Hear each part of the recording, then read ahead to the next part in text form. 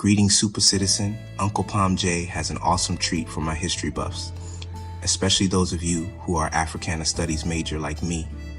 So sit back, and if you smoke that sticky icky, drink that Uncle Nearest whiskey, and or do any other stuff to get you relaxed and in the zone to help you stay focused, go ahead and do your thing. Now, before we step foot on Greenwood Avenue, before we look at the murals, the museum, and the powerful art that still speaks today, we have to pause and remember what happened here in Tulsa in 1921. Black Wall Street, the Greenwood district, wasn't just a neighborhood. It was one of the most prosperous black communities in America. They called it the Roaring Twenties, and here, black doctors, lawyers, business owners, and families built something that proved resilience, pride, and possibility. But in just 2 days, a white mob of racist, jealous, hateful, and envious people came and burned it right to the ground. White mobs, supported by local authorities, killed hundreds of black residents and destroyed over 35 blocks of homes and businesses. It was one of the worst acts of racial violence in American history, and yet for decades it was hidden, unspoken, conveniently left out of history books. And Tulsa wasn't alone. Cities like Rosewood, Florida, Elaine, Arkansas, Wilmington, North Carolina, even parts of Chicago, across America, thriving black communities faced violence whenever their success challenged the myth of white supremacy. So when you see these murals, when you walk through the museum, and when you hear voices like James Baldwin echoing through the art, remember, you're not just looking at history. You're standing in a space that represents both the tragedy and the unbreakable spirit of Black America. Even up to this day, yes. There are at least 2 known living survivors of the 1921 Tulsa Race Massacre, Viola Fletcher and Leslie Benningfield Randall. Both are over 100 years old and are the central figures in ongoing efforts to seek justice and reparations for the massacre and its lasting impacts on the Greenwood community. Fletcher and Randall, along with the estate of their late brother, Hughes Van Ellis, who also survived the massacre, filed a lawsuit against the city of Tulsa, seeking reparations for the lasting harm caused by the massacre. The Oklahoma Supreme Court, however, rejected the survivors' lawsuit in 2024, dealing a blow to their hopes for financial recompense from the city and state. Despite the legal setback, descendants, attorneys, and community members continue to advocate for justice and seek to rebuild the Greenwood community, building on the legacy of survivors like Fletcher and Randall. As you watch this video content of the tour on Black Wall Street, Greenwood District, and of the museum visit, you will also find lots of other interesting and intimate details regarding the massacre that most folks never talk about or haven't even heard of. There were reports by federal and state governments confirming that various levels of U.S. government, including state and local, were complicit in the 1921 Tulsa Race Massacre. A 2025 Department of Justice DOJ review described the event as a coordinated military-style attack and laid bare the official government role in the slaughter. Key examples of government complicity include arming white rioters.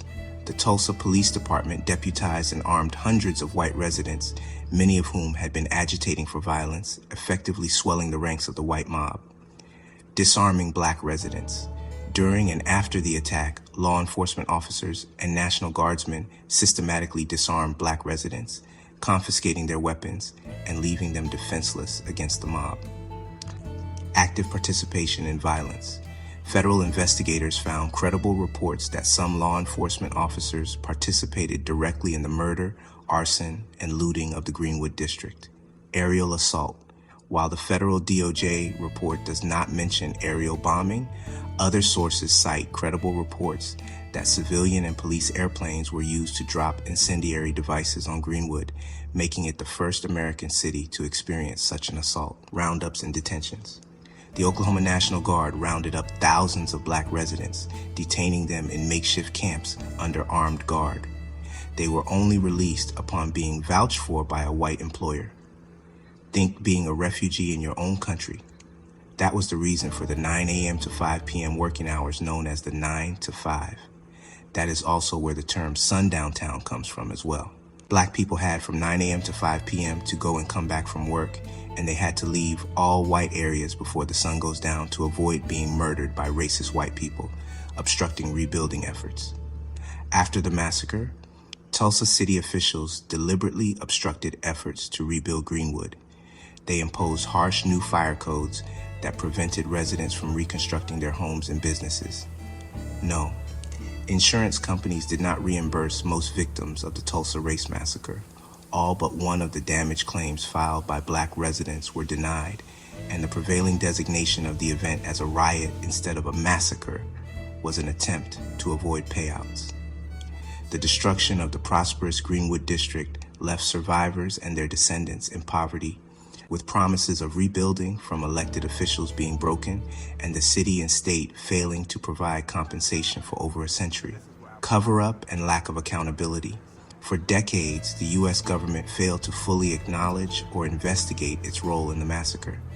An informal federal review conducted shortly after the event was not seriously pursued, and an early report incorrectly blamed Black men for inciting the violence.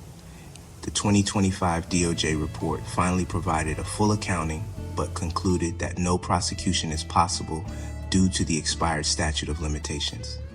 I hope you enjoyed the content and learned something from it. Do you think Oklahoma government was wrong for not giving the victims of Tulsa, Greenwood District descendants any reparations? They face a slew of problems and injustices, especially when the United States government helped and assisted by allowing the dropping of bombs over an American city. What do you think? Drop a comment and share your thoughts. I really want to know. Thanks for watching.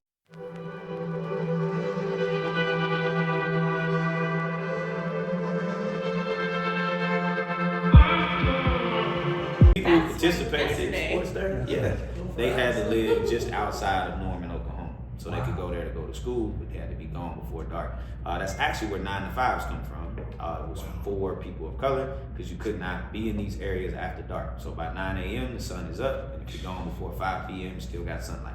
So that's what was taking place in Oklahoma. It was a sooner. Well, I mean, I'm just gonna give it a guess. Was supposed to be the brand new people coming into this land trying to like discover something new. Like that's the way it's worded in the books. Okay. What sooner is actually a person who crossed over into Oklahoma too soon. So the land run says it starts April 12th, 1889 at noon. Sooners came into Oklahoma early and took land that used to belong to Black and Native American people. Get it. If I want it, then I go get it. Yeah, no limit. If I want it, then I go get it. Yeah, go get it. If I want it, then I go get it. Look. Yeah. All right. What's going on, everyone? I'm actually out here right now, downtown Tulsa, doing a quick tour, Black Wall Street. And I just wanted to get a nice little shot of this wall. This wall is amazing. This is one of the towns here in Oklahoma, Greenwood, where our people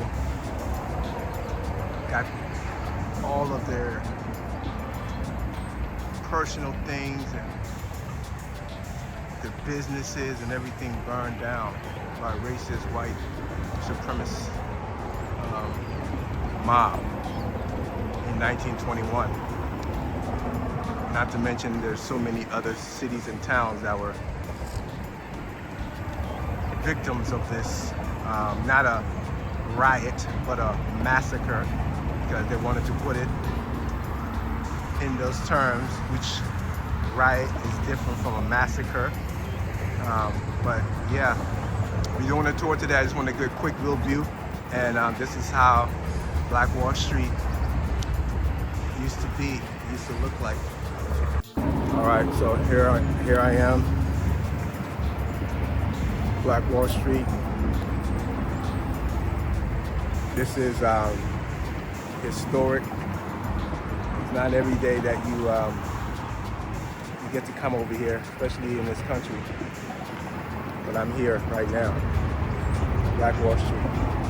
We're about to go on a tour. Let's go.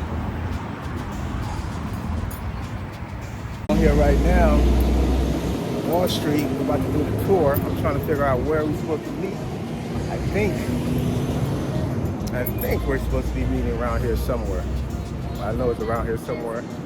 So I'm gonna go around and see if I can find my people and see where they are. I'm not sure, but we're gonna find them. Yep, but this is Black Wall Street though. You know what I'm saying? Look at this. Right in the middle of downtown. Black Wall Street. See it? See it for yourself? Just imagine this place in the 1920s. Alright? Just imagine this spot in the 1920s. This is the spot that was what black wealth was.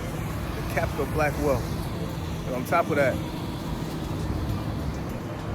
I bet you guys didn't know that Oklahoma in general was the oil capital of the world. This was one of the richest places in the world at one point. And where, guess what? Black folks was running it and in charge of it. Oil capital. Black Wall Street. That's a whole different story. We won't talk about that though. This is one of my favorite murals. Right here. James Baldwin. See it? What does it say?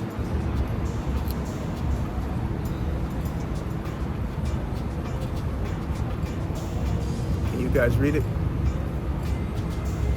Can you read it? I know it's kind of like it may look kind of backwards, but I don't know if you can read it. Well, I'll read it to you. It says, "Not everything that is faced can be changed, but nothing can be changed until it's faced." By James Baldwin. Powerful, powerful message. All right, let's get into this tour.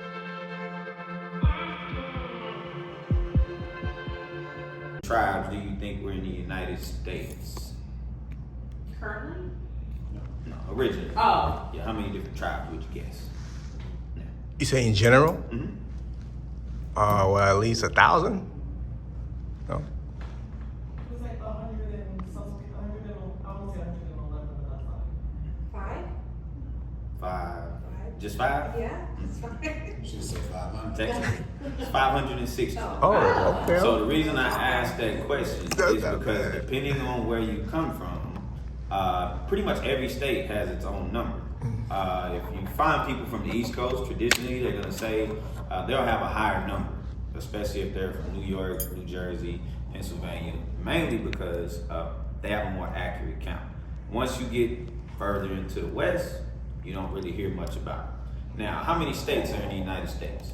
50. You still got 50, right? 50. All right, how many of them have Native American names? A lot of them. We're all like, I think a lot of them. 27. So what was, I guess you would call it strategy back then is anytime a state became a state, the tribe that was pushed out of that particular state, that's what the state is named after. So like Illinois is a tribe, Ohio, you have the Dakotas, Connecticut, Delaware, all of those are tribes. Wow. So Oklahoma just means red people, but Oklahoma was not founded by red people. So what was happening back then, a lot of times it was a way to say that the native tribes were still in the area, even though the state may be named after them, but most of those people are being civilized tribes. It's only gonna pull up 5. Yeah. Are those 5 that were federally recognized? Yeah. So if you hear people talking about Native American tribes, specifically in this region of the U.S., they're talking about those 5. So even there's a movie, Killers of the Flower Moon. The Osage people are not considered civilized. They're not one of the 5 civilized tribes. So the Osage people come from Kansas. So if you look at this map, one of the reasons the 5 civilized tribes also got a lot of property is they had a ton of African American people inside of the tribes and also with their tribes. So the Trail of Tears takes place, but only with the 5 civilized tribes. So what the Trail of Tears was is basically it's the Indian Removal Act. These Native American tribes are forced out of their areas, which were Tennessee, Florida, Georgia, Alabama, Mississippi, and they were forced all the way here. That's where the Seminoles come from, and the Choctaws. So they took those people and they forced them into Indian territory.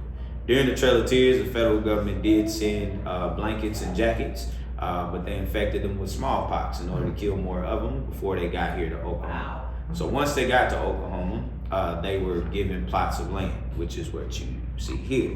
Now, part of that reason is the 5 civilized tribes also fought during the Civil War, but they fought with the Confederacy. So they fought to keep their enslaved people as well. So that's why when I told you Oklahoma is mixed up, that's why, because a lot of African American people were also enslaved by the 5 civilized tribes. So you won't find old plantation homes in Oklahoma because we didn't have those. But there was slavery here. The difference was after we were granted freedom, we could not live on a Native American reservation anymore. So we would be given land we would call freedmen, and then the land we got is where we would build black towns. So Oklahoma had over 58 black towns back then, and that's why there were so many. But there was only one tribe of the 5 that did not actually enslave black people. They had free black people inside of their community, and it is the Seminole. So that is partially why the Seminole got the least amount of land, is they didn't practice slavery. The Cherokees were the largest slave owners of the 5 civilized tribes. So originally this entire portion belonged to the Cherokee until the other tribes got portions of it. So imagine being one of the 5 civilized tribes and you sign a treaty that says that Indian Territory or Oklahoma is going to be yours forever. So from 1831 to 1877, these tribes are being forced into Oklahoma. But when they get here, the Osage are here, the Kaw, the Pawnee, the Missouri, the Tonka. So when they get here, what happened was those tribes were sent here from the north. The difference was America paid those tribes very little, but they did pay them for their property, and then they had to purchase their land when they came to Oklahoma. But all of these tribes are under the impression that Oklahoma is going to be theirs for a lifetime, or well, forever is technically what it was. And so when they got here, the Osage are expecting an entire state. This is all they were able to purchase because they now have to split the land with the other tribes that have also come to Oklahoma. So again, being one of the 5 civilized tribes, it's there's a lot of benefits in Oklahoma. Number one, especially back then, a Native American person cannot be prosecuted by city or state government. Only the federal government or the tribe itself. So that's important to remember when it comes to how Greenwood gets burned. Also, the only people allowed to have a casino in Oklahoma are tribes. So there's no other people that can have a casino. Most of these tribes on this list have their own casinos. So currently now, like if I went to a casino, it's Native American owned. Okay. So it depends. So there's a difference between Native territory and Native reservation. So Tulsa's unique because it sits right in the middle of Cherokee, Muskogee, and Osage Nation. So where we are now is Cherokee Nation. The moment we go outside and cross to the other side of the highway, we're in Cherokee Nation. If you go just 5 miles north, you're now in Osage Nation. So the casinos we have in Tulsa are Hard Rock, that's Cherokee. If you go to the south side of Riverside, it's River Spirit, that's Creek. And then the Osage Casino sits on 36th Street North. So all of those are right basically on the borders of all of their different territories. And so do those tribes receive money from the casinos? Like that's their revenue. Okay. Yeah. And so reservations are built in a way where if you're not Native American, you can't go onto the reservation without someone that's Native. But you can register with multiple tribes. So for instance, my mom's side of the family, my grandmother is Creek, my grandfather is Cherokee. So my mom's registered as a Creek, I'm registered as a Cherokee. So I can't go to her reservation without her, she can't go to mine without me. So they do force you to pick which one, because you do get a payout every year. Depending on how well the casino does, they split the money with the tribe. So that's part of the reason why for a very, very long time, up until about 2 weeks ago, the Creek would not pay their black freedmen. So freedmen, again, are people who were formerly enslaved by the tribe, and the Creeks did not want to have to pay the black people on their roll because there were so many. They didn't want to have to split all of that revenue. So from 1971 up until about 2 weeks ago, they did not pay black freedmen. The other 4 tribes did still pay their freedmen. So that's how land in Oklahoma started to kind of change. So how long do you think that treaty lasted? Now it's supposed to last forever. How long do you think forever is in America? A year, 2 weeks, the next. So technically, it lasted about 12 years. So from 1831 to 1877 is when these tribes are moving here and being settled into Oklahoma. And then in 1889, that's when you get the land run of Oklahoma. So what the land run was is basically the federal government said the eastern border, or this part of Oklahoma, is completely empty. And so they're going to do a land run on April 12th of 1889 at noon. And you can come in and you can take whatever property you want. Once you get to a property, you stake your flag there. That's now your land. Now, while that's taking place, anybody could participate. So they didn't say if you were black, if you were Irish, didn't matter. Anyone could participate in the land run.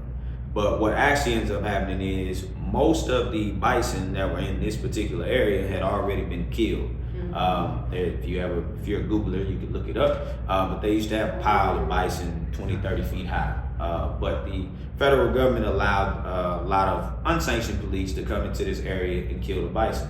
Part of the reason they did that was to force a lot of these tribes into western Oklahoma in order to say that this side is completely empty. This is the main life source for most of these tribes in this particular area, including the ones that were forced out of here to make room for the 5 civilized tribes and the rest, which are Navajo, Sioux, Blackfoot. A lot of those people were here first, before the 5 civilized tribes. So as they did that, the eastern border's empty. Now, did anybody here go to the University of Oklahoma? Okay, smart people. Now, if you ever watch a University of Oklahoma football game, anybody know their name? Sooners. They're the Sooners. What is a Sooner? Well, I mean, I'm just gonna give it a guess. Was supposed to be the brand new people coming into this land trying to like discover something new. Like That's the way it's worded in the books. What a Okay. Sooner is actually a person who crossed over into Oklahoma too soon. So the land run says it starts April 12th, 1889 at noon. Sooners came into Oklahoma early and took land that used to belong to Black and Native American people. So every time the University of Oklahoma scores a touchdown, they come out on a covered wagon. They're actually reenacting the stealing of land in Oklahoma. So if you just look up so they're Oklahoma celebrating Sooner, this. that's what it is. But that school used to be called the Oklahoma Indians, even though they did not have any Indians. The first time they had a Native American person was Jim Thorpe. Jim Thorpe was also someone that they didn't think could play Division I football, so they did give him a scholarship, and he ended up being the best running back in the country. But Jim Thorpe could not live on campus because Norman, Oklahoma was a sundown town until 1985. So a lot of black people who participated, 1985. So people who participated in sports there, yeah, they had to live just outside of Norman, Oklahoma. So they could go there to go to school, but they had to be gone before dark. That's actually where 9 to 5s come from. It was for people of color because you could not be in these areas after dark. So by 9 a.m. the sun is up, and if you're gone before 5 p.m. you still got sunlight. So that's what was taking place in Oklahoma. So originally, again, there's 58 all-black towns in Oklahoma. The entire reason even a place like Greenwood was built is they were actually trying to make Oklahoma the very first Black and Native American state in the U.S. So that's why a lot of people started to move here. And the reason they did is, number one, Oklahoma was one of the younger states, but because Oklahoma did not have any of the history that the eastern border of Oklahoma of the U.S. actually had. So in 1906, a group of Native American tribes, as well as black town leaders, met in Muskogee, Oklahoma, which is Creek Nation, and they were trying to apply for statehood. So it's called the Sequoia Convention. If you ever go to Tahlequah, Oklahoma, you'll see the word Sequoia everywhere. Sequoia was, I believe he was Cherokee, but he was probably the one Native American leader that most tribes respect, regardless if he's from their tribe or not. But they wanted to name Oklahoma the state of Sequoia, not Oklahoma. So 1906, when they went to try to apply, Theodore Roosevelt came to Muskogee, Oklahoma to the Sequoia Convention, and he gave a speech about the danger in allowing an all-black state. And the main reason was he said Oklahoma was oil territory. So if black and native people controlled the oil, it would cripple America's economy. Now, the reason he says that is there are two wealthy black women at the time in Oklahoma. You have Sarah Rector, who was the youngest black millionaire in U.S. history. Back then, she was 12 years old. She was actually black at Creek. She got she got property from the Creek, and then that property ended up having oil on it, made her an instant millionaire. Then right after her, you have Ida Glenn, which is Glenpool, Oklahoma, if you ever go, that was Ida Glenn's land. So that's how we think of our names here. It was Ida Glenn's territory. There was a pool of oil there. So you said, oh, Glenpool, that's the name. So that's where Glenpool, Oklahoma comes from. But she was also Black and Creek. So that's how the oil boom started here. That's also what made Tulsa the oil capital of the world. So we were the oil capital for, I think, like 20 years. And then Houston took it after us. So once he did that, the very next year, a group of Klansmen applied for statehood, and Oklahoma becomes a state in 1907. Now keep in mind, the people who built the Greenwood district got here in 1892. Greenwood was officially recognized by the federal government in 1905, 2 years before statehood. So if you're ever driving through rural Oklahoma, you're probably lost. But if you're driving through there, there's a few things that you should know. We have a thing called stupid Oklahoma laws. If you ever get bored, just type that into Google. You'll get a good laugh out of it. And the reason being is the people who applied for statehood did not have enough laws to apply. So they literally made some up in order to be able to apply for statehood in 1907. So in towns or cities like Tulsa, Oklahoma City, these are not laws you ever have to think about. But if you're in a very, very small town and they want to issue you a ticket, or at minimum be able to get your license and ID to run your name, they can enforce these stupid Oklahoma laws because they are technically still laws. So for example, it is illegal to make ugly faces at a dog in public. You can do it at home, but you can't do it in public. It is illegal to collect rainwater in most of the small cities. It's illegal for women to do your own hair on a Sunday without a cosmetology license. It is illegal to eat a lollipop and walk backwards on the city sidewalk. It is illegal to open a bottle of Coca-Cola without an engineer present in public. It is illegal to take a bite out of someone else's hamburger in a restaurant. If the burger has cheese, it's completely legal.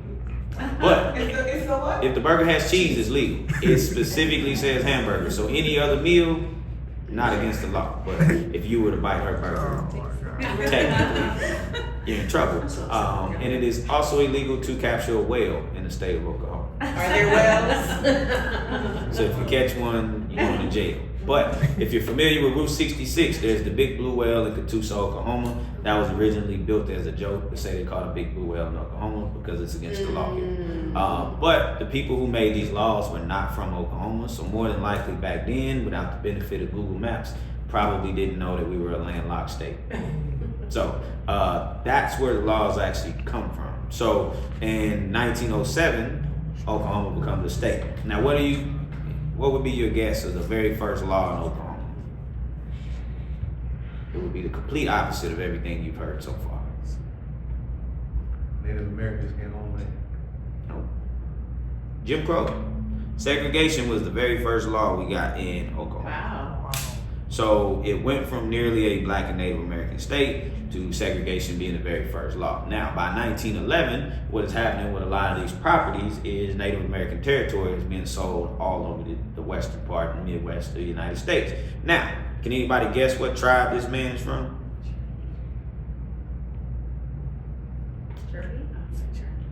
Trick question. He's actually Kiowa. But the reason being is, do you think that one Kiowa man could sell land in all of these different territories?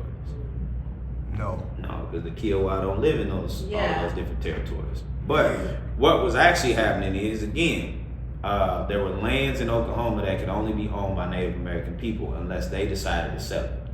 So there's sovereign citizens here. So a lot of the Klansmen who came into Oklahoma figured out that there was a federal law that said that women couldn't own land unless they were married. So if they just killed a husband, the wife has no choice but to marry them, otherwise she loses all of her property.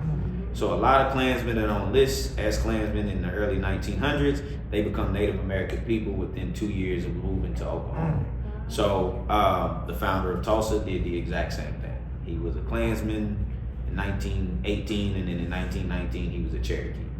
So by doing that, any crime that they commit, they cannot be prosecuted by city and state. But also, as a Cherokee, I can buy land in Cherokee Nation. Whereas, even me, so like just being, like if you take the Native American part of my family out, just as an African American man, I could not buy land right here back then, unless the Creek wanted to sell it to me. It's the only way I could get it. So, once I become Creek, I have the right to this land just like any other Creek native would have right to the land. So that's how a lot of land in Oklahoma started to change. Now, if you look at this, number one, if we could bring anything back, I would say these prices to get an acre for $19.14 would be amazing. But buying land in Oklahoma back then was like playing the lottery. There was oil all through Oklahoma. So if you bought an acre of land for $19.14 and it had oil on it, you're an instant millionaire. But that's only if you can pay for that yourself. Because you most likely don't have any oil derricks, you don't have any oil workers. So guess what you have to do? You have to contact one of the oil barons, and then the oil barons have to build those on your land, and probably will not negotiate a very fair price. Right. So back then also, Native American people and African American people were deemed to be quote unquote too stupid to control their own dollars. So they had to hire what was called a white guardian at the time, and that guardian was supposed to protect your wealth. But they could charge you anywhere up to 50% of what you make. Wow. So did anyone here watch Killers of the Flower Moon? It's like 3 pieces It's movie. Yes, an incredibly long movie, but it's a very good movie to watch, specifically if you live in Oklahoma, because Osage territory is Pawhuska, Oklahoma. It is literally about 25, 30 minutes north of where we are now. But what was happening back then is the Osage watched what the other tribes were going through. So the Osage changed their rules to say you couldn't buy Osage land at all. You had to inherit the land. So the gentleman in the movie is William Hale. William Hale decides that, okay, I'll tell my nephew to marry into the family. His nephew, Ernest Burkhalter, marries into one of the wealthiest Osage families. And then they start to kill all of her family members. Because every time someone dies, she inherits their property. The ultimate goal is, once all the family is dead, the husband is going to kill his wife, and then he's the last of the Brown family left. He would inherit all of their properties. So they get caught right before they kill her.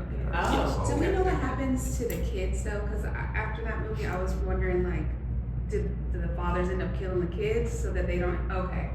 But they do end up in an orphanage. Now this orphanage, a lot of them ended up in orphanages, but the orphanage was called the Sand Springs Homes. And the Sand Springs Homes was founded by a guy named Charles Page. And according to this, Charles Page was a Klansman. So even though it's Pawhuska, Oklahoma, William Hale's best friend was Tate Brady. Tate Brady is the founder of Tulsa, Oklahoma, but also the chairman of the Klan in 1918. Wow. So a lot of these histories go together. What the movie also does not say is what happens to the oil property after William Hale and Ernest Burkhalter get arrested. It goes to J.P. Getty, Sinclair, and the Phillips Oil Companies. Wow. So Phillips 66, Texaco, who else got it? 7-Eleven, and then Sinclair. One with the green dinosaur. So they still get their oil from Oklahoma to this day. Wow. If you ever go to the gathering place, if you look on the other side of the river, yeah, there's Sinclair and Phillips oil tanks. So I was a petroleum engineer, unfortunately, for a while. So yeah, we built a whole lot of those tanks. But the movie does not say that part. The Osage do still get a royalty for the oil that's on their property, but it's less than 25%. Wow. So most of their oil revenue leaves. Now, Charles Page had an orphanage where he predominantly adopted Black and Native American kids. Can anybody guess why? Land, oil. They had land rights. And so if you can adopt them before they turn 18, you're now their dad. And so any property that they have before they turn 18, it belongs to you. So we still have schools in Sand Springs, Oklahoma named after Charles Page, even though we know Charles Page was a Klansman. Most of the Greenwood district was named the Brady Arts District until 2018. Named after Tate Brady, even though he's the only person on this list that actually participated in the massacre, but he was also the leader of the Klan, but also one of the most powerful men in Tulsa back then. He was not a politician. He had a hotel, but he was the most powerful man in the city. Wow. So what you also have on here is Judge Robert Owen. Judge Robert Owen is the judge that denied all the insurance claims from Greenwood. So he said that no Black people could get insurance money because it was a riot, not a massacre. So meaning Black people burned their own properties here. Lee Clinton had a middle school here until 2016. If you live downtown, if you're over by, Jimmy John's on 6th in Boston, you'll see the Vanderveer Lofts. The Vanderveer Lofts were owned by William Vanderveer. That was his old office, but he was also a Klansman in 1918. But most of these people became Cherokees, Creeks, and all that. within a couple of years. So if you've noticed the time that you're here, if you're Native American, you get a different license plate here in Oklahoma. So that used to be a way that you can see how many Native American people were actually in Oklahoma.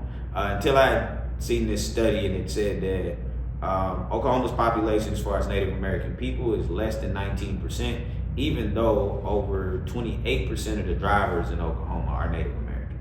So what it means is when it's time to do the census, not a lot of people identify as Native American.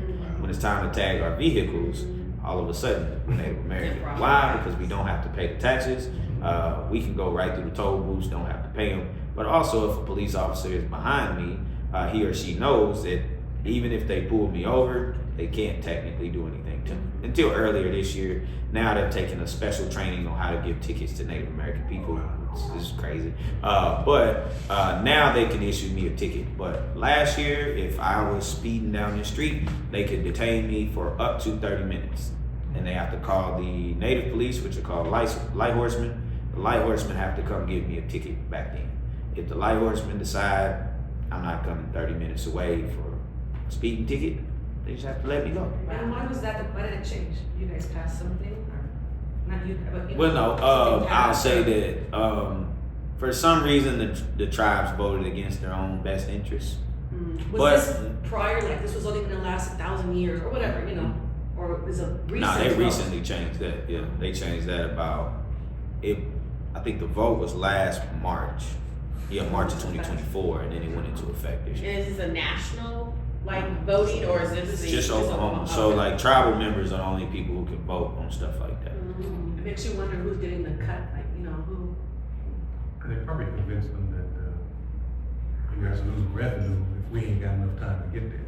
Yeah, and then also they also changed the law to say that anyone can be a Native American police officer now. Used to be you had to be a tribal member to be a light horseman. Now anybody can apply. So if you're moving here from New York City and you want to be a police officer, you can technically apply to be a Native American police officer now. But without knowing the history, or you don't have I'm to. sure that's a class, but still. It's about 30 minutes. Yeah, but part of that reason is Oklahoma did have this phase where it wanted to be like every other state. So it was like, well, we have all these different laws that make, basically there were two different Oklahomas. It just depended on if you were a tribal member or if you're not. And so a lot of times you go to the county jail, they would hold you there, and then the tribes would just say, I'm not coming to pick them up.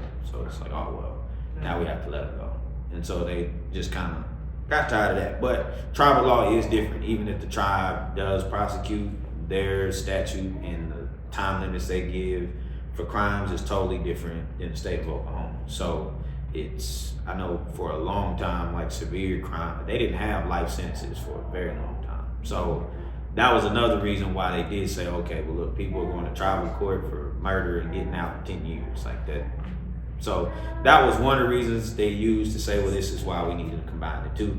I don't think they paid attention to the fine print. It said that simple traffic tickets and all that would be lumped into that. So they do get, a royalty from the tickets that are given to Native American people, but they don't get all of that revenue. And most people never drive through the reservations. So, but that's where you get just a little context on what type of place Oklahoma was. Now, getting into the massacre itself, on a scale from 1 to 10, 10 being expert, 1 being a rookie, how much do you already know about the massacre? Anybody here over a 5? You're at a 5? Okay, let me think of a 5 question. Oh no. Yeah. Do you know the names of the people it started over? No. That's probably a 6 question. That's probably a 6 question. That was probably a 6 question. Yeah. So it's Dick Rowland and Sarah Page. Now, Sarah Page was white in Chickasaw. So Sarah Page came out of Charles Page's orphanage. So she was a 17-year-old girl that worked downtown at the Drexel building, and then Dick Rowland was a 19-year-old black kid who was a shoe shiner next door. Now, in context, the only public black restroom at the time is on the 3rd floor of the Drexel building. So these two people worked next door to each other for almost 2 years. So the story that these two people didn't know each other, and then all of a sudden one day he decided to assault her on the elevator, is not true. Every time he went to the restroom, he would have gotten on the elevator with her for 2 years. So what she said happened was they were on the elevator together. She did scream on the elevator. She said the elevator kind of dropped a little bit and she got scared. And then when the doors opened, a security guard that was there said Dick Rowland had assaulted Sarah Page. So the newspapers made it seem as if Sarah Page accused Dick Rowland. So then Sarah Page does stay inside of the Drexel building. Dick Rowland runs out and comes home. He used to live right in the middle of the baseball stadium. Wow. And then he, the next day, going to work is when he got arrested. So they then brought Sarah Page in again and basically tried to convince her to say Dick Rowland had assaulted her. So for almost 4 hours, they interrogated her, and the entire time she kept saying, well, he didn't do it. Now, she ended up writing a letter saying Dick Rowland didn't assault me. So even though the sheriff at the time was a Klansman, he had to make the choice to either keep Dick Rowland inside the courthouse, knowing that there was a mob of over 1,000 white men who had just shown up and they wanted to lynch Dick Rowland themselves. Because they're reading the newspaper that says that this black kid is getting away with assaulting Sarah Page. So the sheriff put him on the train and sent him to Kansas. That's where he ended up. And then Sarah Page jumps on the train and also goes to Kansas. Nothing against Utah, but Dick Rowland moves to Utah and then Sarah Page also moves to Utah. People don't just randomly move to Utah in my lifetime. I don't know about back then. But more than likely, at minimum, they were probably friends. At maximum, they were probably dating. Dick Rowland's family do still live here. They say that those two people got married in 1923.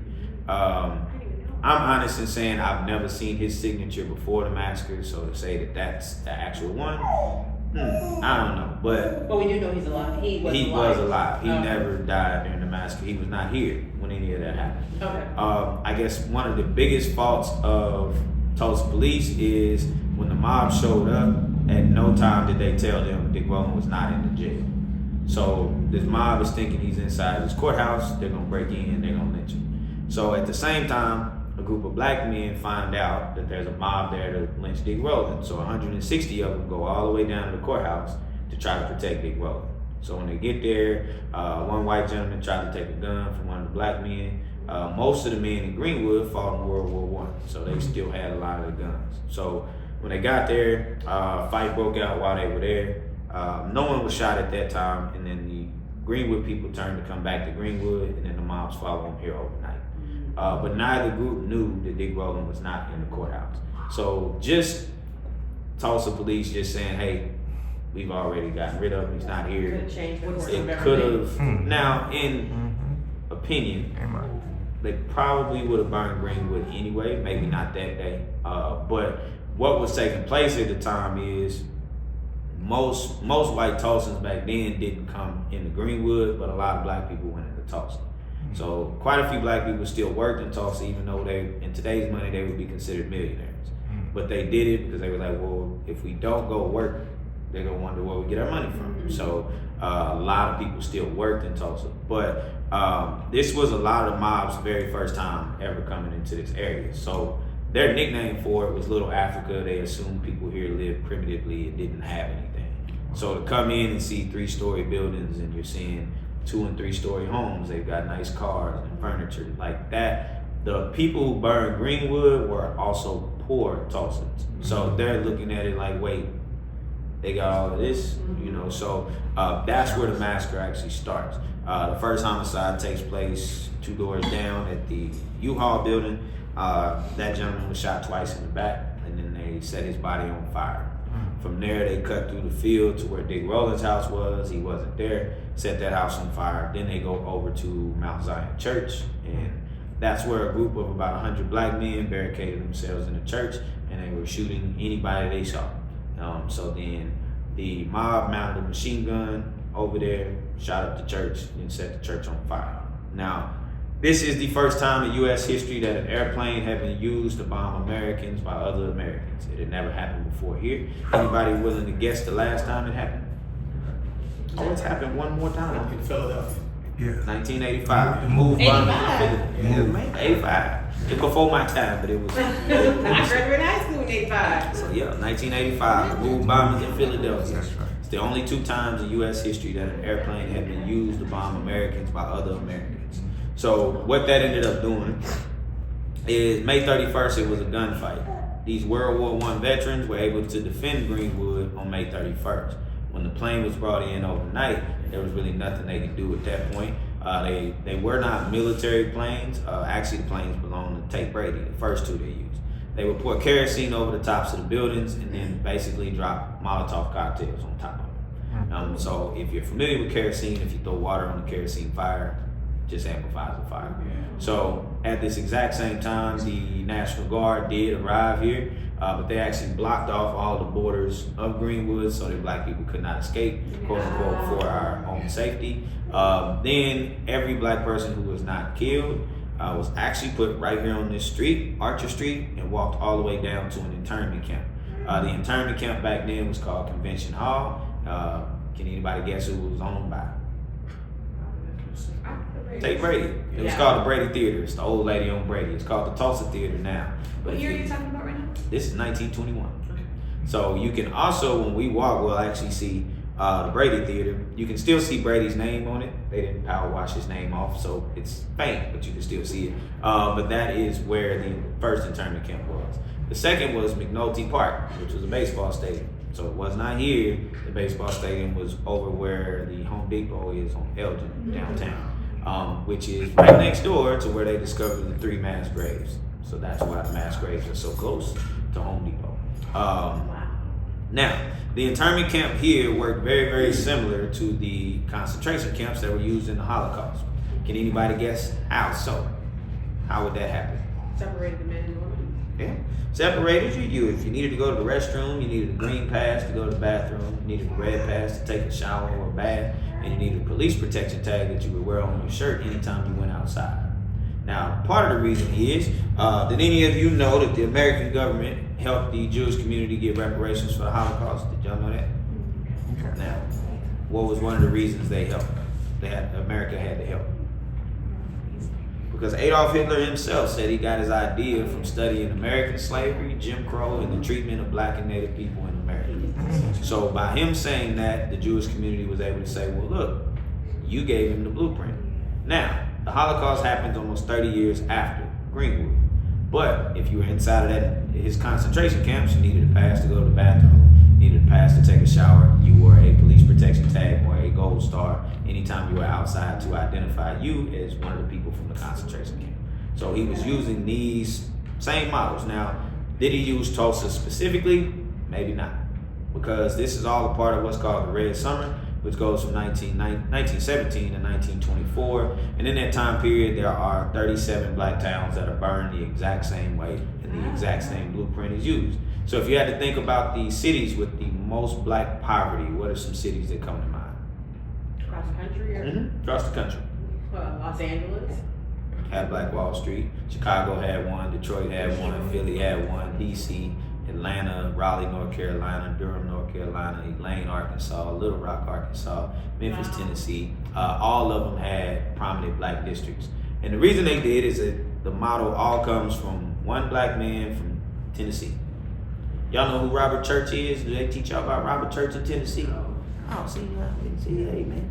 So Oklahoma schools ain't so bad. All right, so Robert Church was the very first black male millionaire in the South after emancipation. So after slavery was abolished, he was the first black millionaire. So he originally was in the Knoxville area. He moved to Memphis. When he moved to Memphis, he was able to buy a portion of the eastern part of Memphis, Tennessee. And that's where he made Beale Avenue, which is Beale Street now. So that was built by Robert Church. Robert Church was also the person who created a model. He said that you needed these 5 pillars to make a successful community. It was education, medical service, commercial district, residential district, and a financial district. But he also said you should never build a black town over 40 city blocks.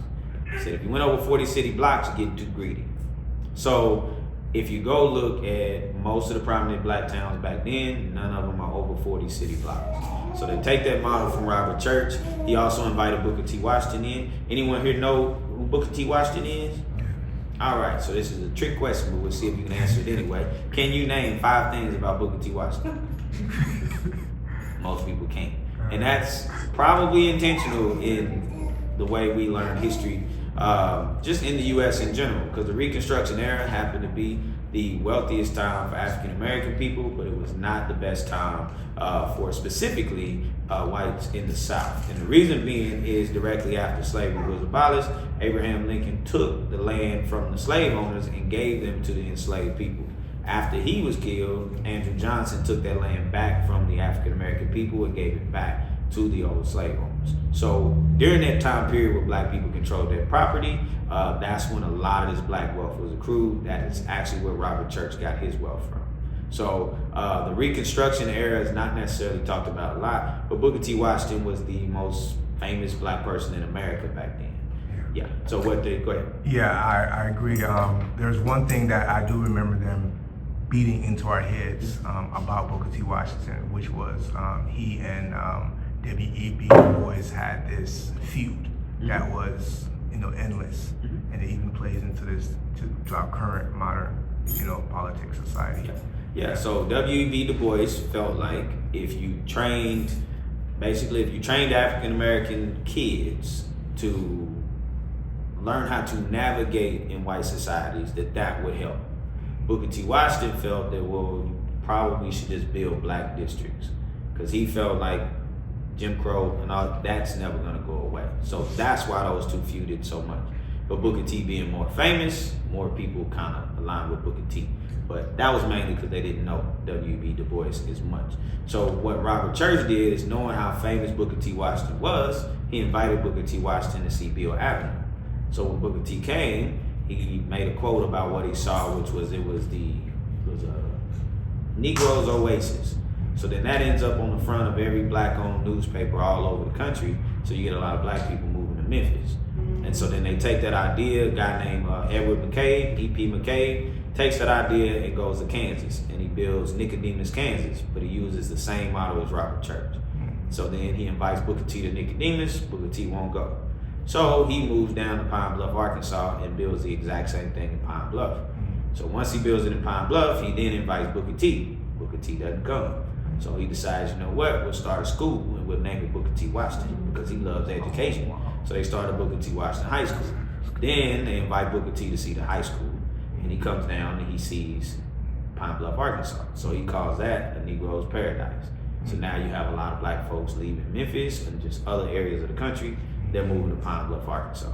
The founder of Greenwood is O.W. Gurley. He was living in Pine Bluff, Arkansas as it was being built.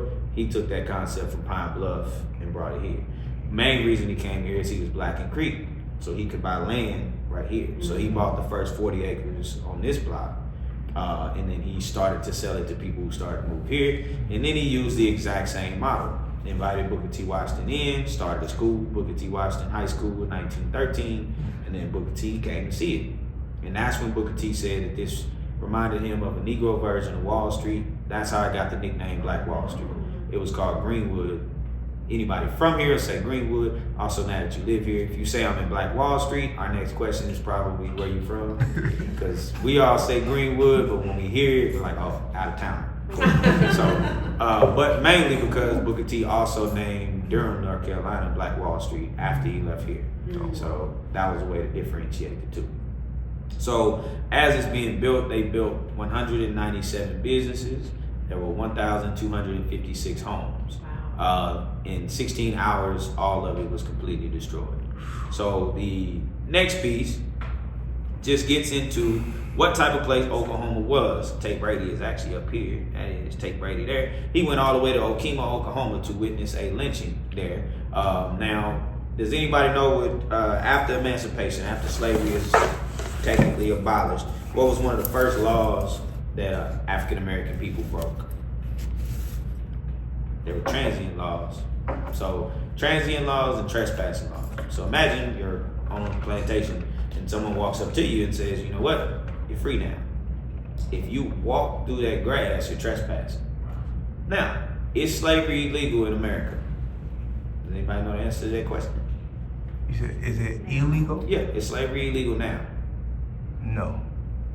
No, not the 13th Amendment. No, 13th Amendment does not say slavery is illegal. It says slavery is illegal until a person commits a crime. Yes. Once you commit a crime, slavery is completely legal. Facts. So that's where you get the chain gang and the prisoner leasing system.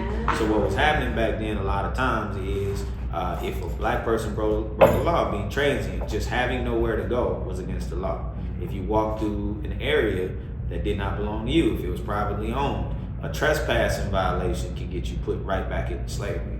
In Oklahoma, what that would amount to is a lot of times lynchings, because you probably had land and one of these oil tycoons wants that property.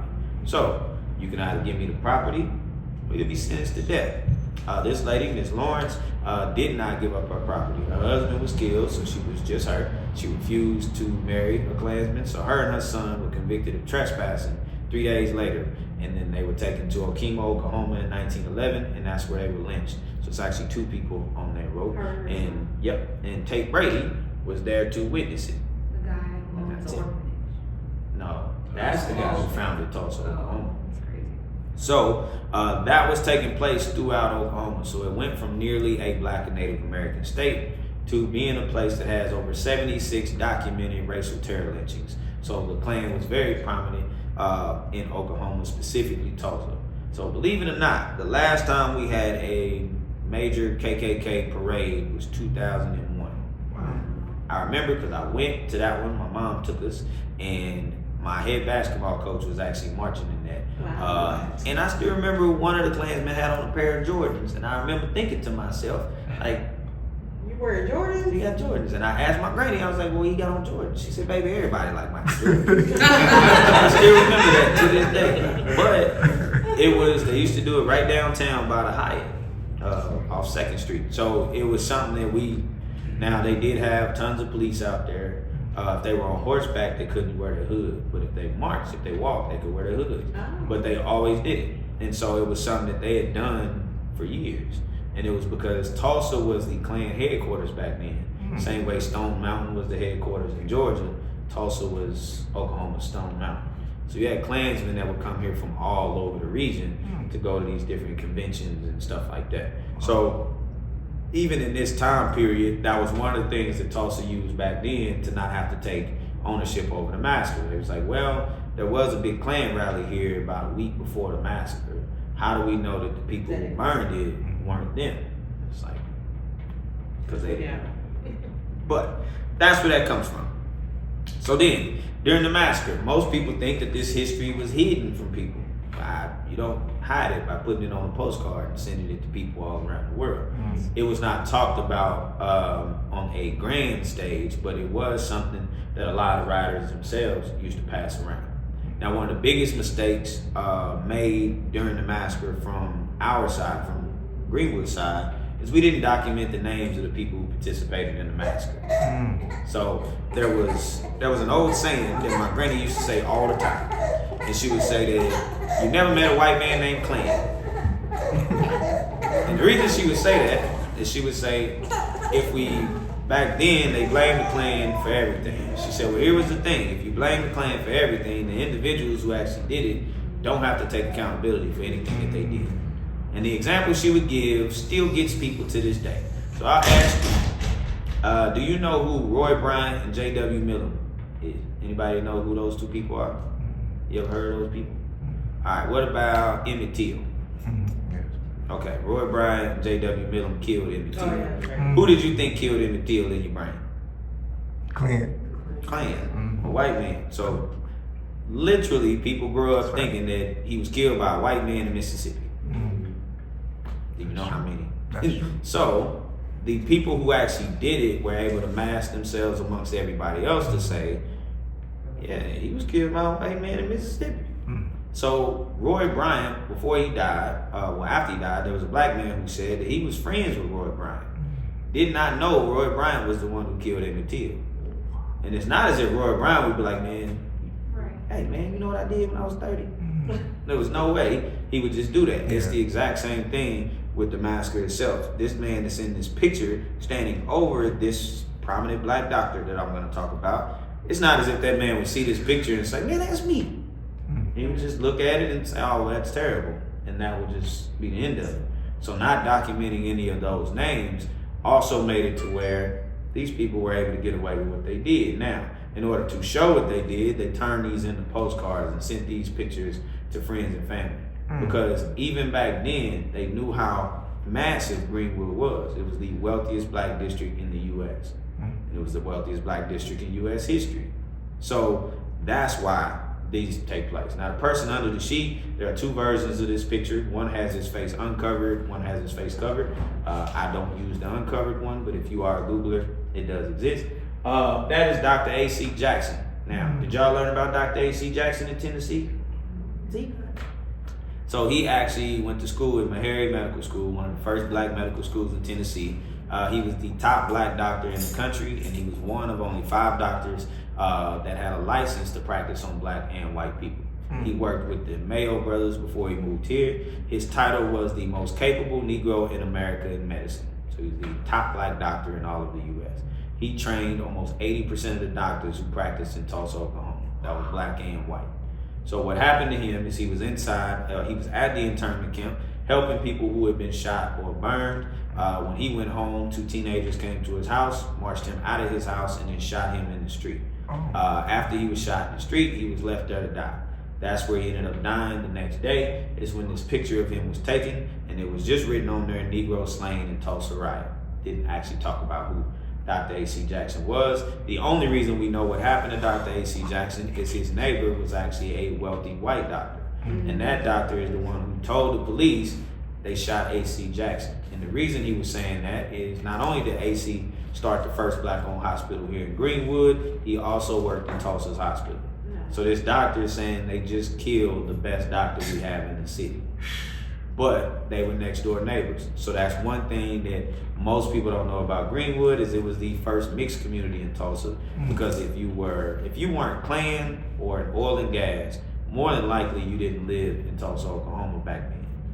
Because if you weren't wealthy, there was nothing there for you. It's the oil town, all of the oil barons live here, all the way down to some of the Rockefellers were down here. So the Phillips family came from New York. So all these people are coming in, and so you had to come to this end. And so this is where a lot of those people would have lived at the time. But it was affordable.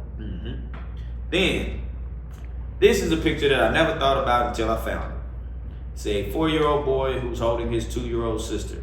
His sister was completely decapitated during the massacre, and that used to be their home behind them. Now, when I first started learning about this stuff, for some reason in my brain, I just thought about adults fighting adults. I never really thought about what kids would have been doing at that particular time.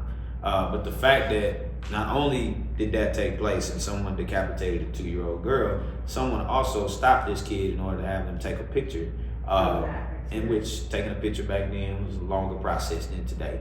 But didn't even take the time to document his name. It literally just said Negro child holding 2-year-old Negro sister decapitated. So again, if this is something that was supposed to be hidden, why take pictures of the aftermath? So a lot of these pictures existed, and then they became newly released in about 2018, and then 2021 there was another list of them released. And just earlier this year, the new mayor released almost 40,000 new documents. So imagine having something new from 1921. Oh, and I was to say, what was the year again? 1921? Yeah, this is 21. Now, this is a letter that if you are inside of the museum, you will not see a copy of. Now, this account comes from a gentleman named John Smith. John Smith says that he came to Greenwood after the massacre. More than likely, he was here during the massacre. Some of the numbers he uses are a little too accurate for him to have heard it later. Especially when he talked about how many people went down to the courthouse. J.B. Stratford was the wealthiest black person in Greenwood. He was the one who took the group down to the courthouse. He didn't put down that he took 160 armed black men until 1923. This man wrote this letter in 1921, and he says there were about 160 real tough ones. So more than likely he was here. But there's a few lines in here. Number one, he does use a lot of colorful language in here. There were some new racial slurs I didn't know, and so I had to research and AKA ask old people, and they told me what they were. But he mentions how big Greenwood was. When he says, I saw the remains of N-word town when I went over after Margaret, and it wasn't as much as a stick of wood standing in a piece of land a mile square. And believe me, you can build a lot of N-word houses in that much territory. So he's saying that Greenwood is 36 city blocks, which is how big it was.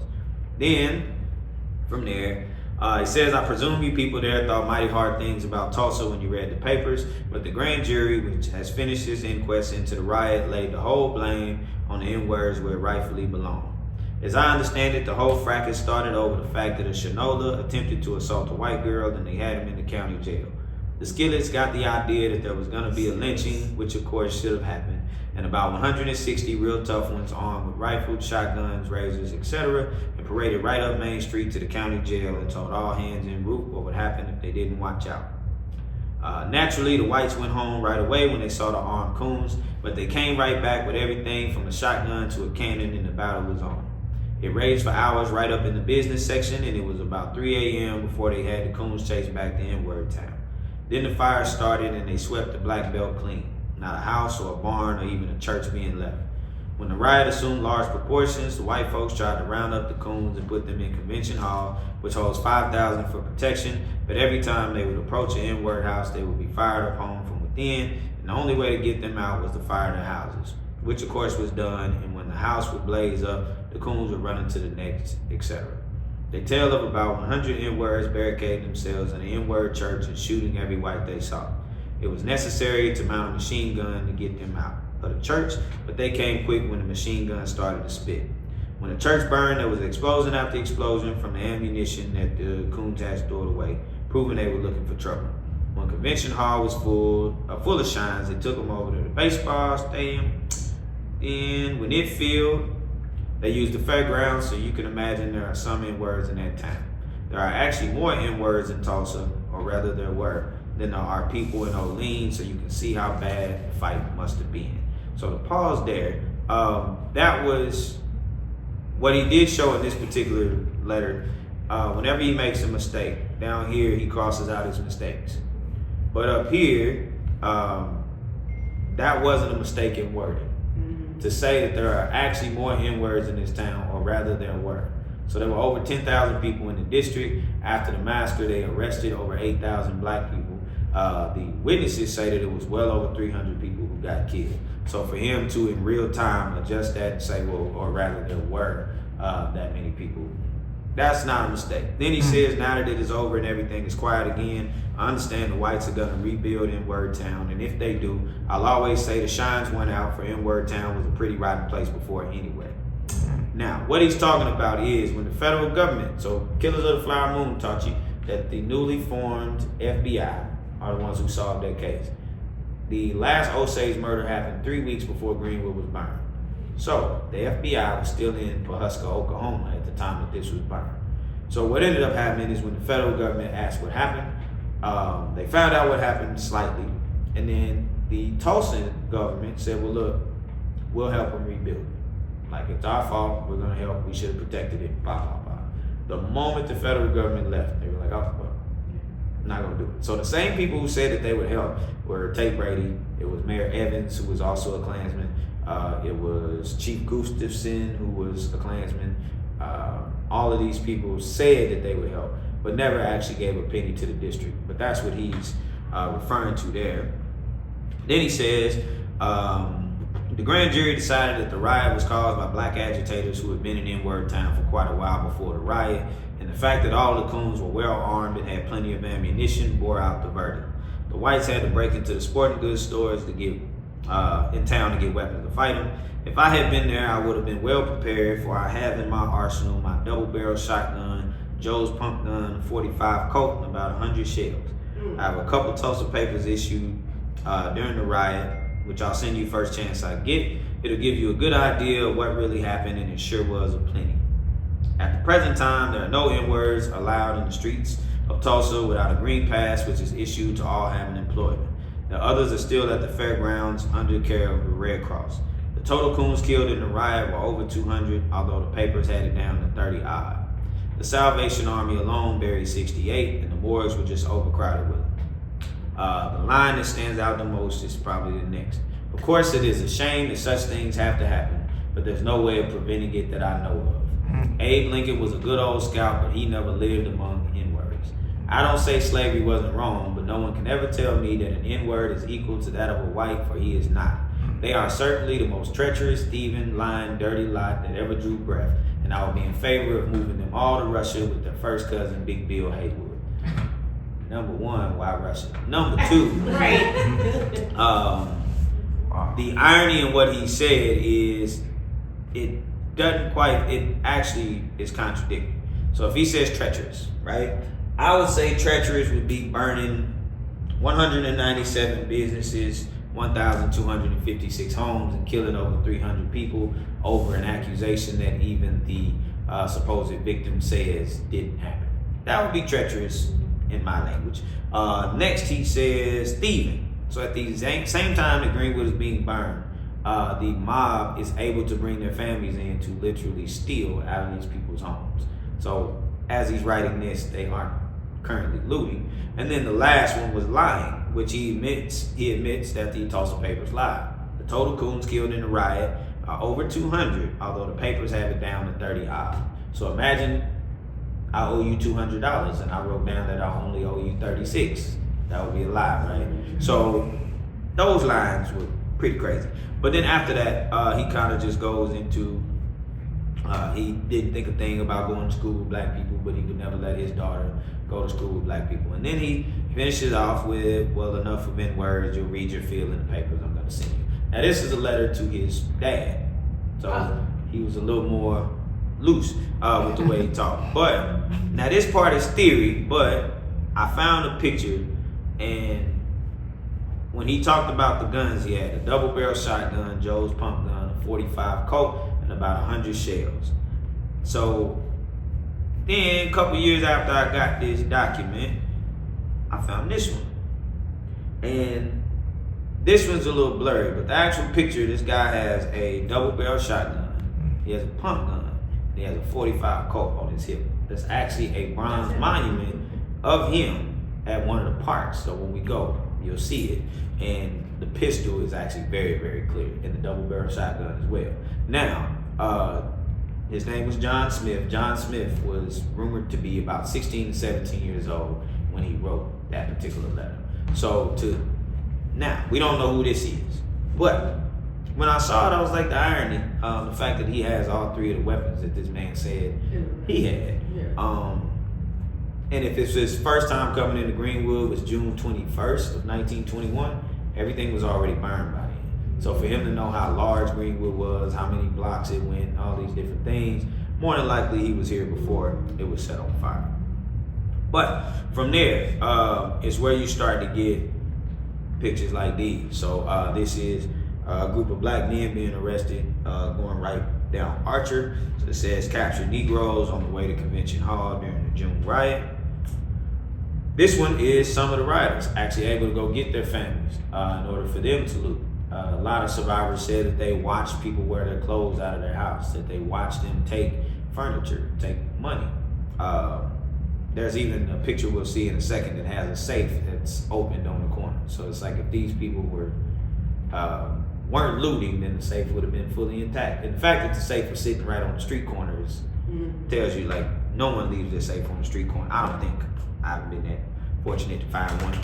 This is Mount Zion Church. This is the very first one set on fire during the massacre.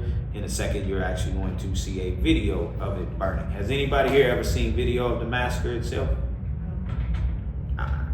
So, show you that in just a second.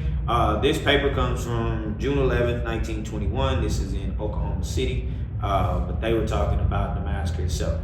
$4 million lost in property damage. That's $4 million in 1921, which is the equivalent to about $66 million now. Sarah Page not to be found, because again, she jumped on the train and got on out of here. Then you have the Tulsa Yanks laying away from blacks with new fire ordinance. Directly after the massacre was over, the city of Tulsa changed the fire ordinance to say any structure that's not fireproof, the city can confiscate your property. So as these people are sitting inside of an internment camp, the city of Tulsa is seizing all of their property.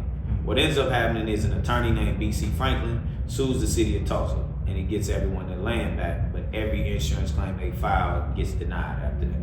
So no people from Greenwood, even the ones who had insurance, were ever paid because the National Guard said that this was a riot, and riot meant that they burned their own properties.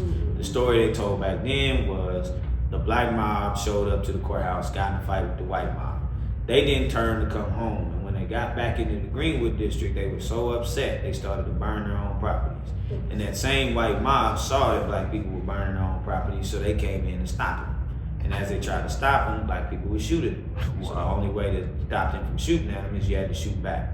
And then when they would run into a house or a building, they'd have to set it on fire. And then when they would set it on fire, those people would just run into the next building. So they had to set that one on fire too. Which is kind of what John Smith alludes to in his letter when he says that there were 100 Negroes who barricaded themselves in a Negro church.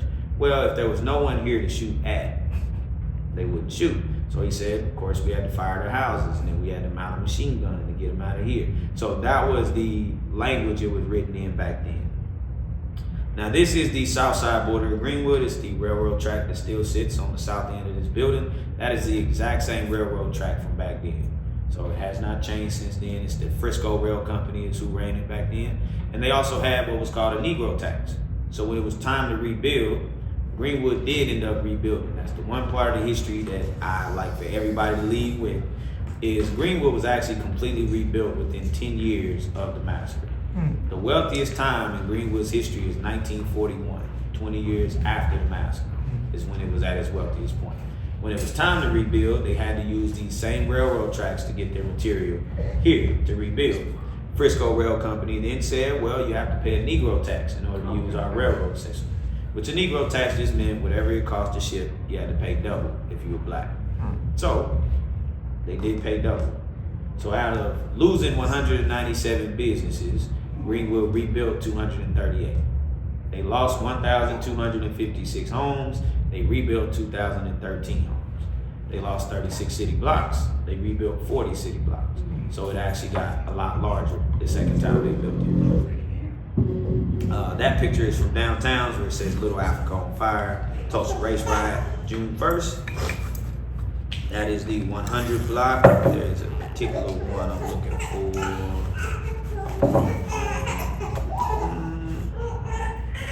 This is the street we're on now.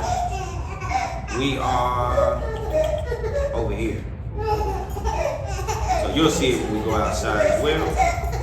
And here's a video of the massacre itself.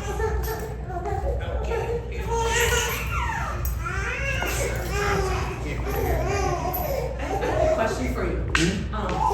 So you keep mentioning internment camps, right? So, but in history books, our first was World War II, right? You know, you don't, and you're wording it the same way, but in history, it's like, So as someone who's teaching us this, you would say they were the same because it wasn't the federal government who made these. Yeah, that. Military, you know what I mean? You know, Yeah. we didn't accuse. As an American, right? I didn't accuse African Americans of being spies. Yeah. You know, it's just interesting. Yeah. So thank you for sharing that with us. It's the same thing. I think the only difference is that's why the National Guard didn't run the internment camp. But this video, actually, so the way they worded it is they weren't there. The internment camp was just where all these black people were put in the Red Cross. He even said in his letter they were under the care of the Red Cross. But this is the block that's right across from us now.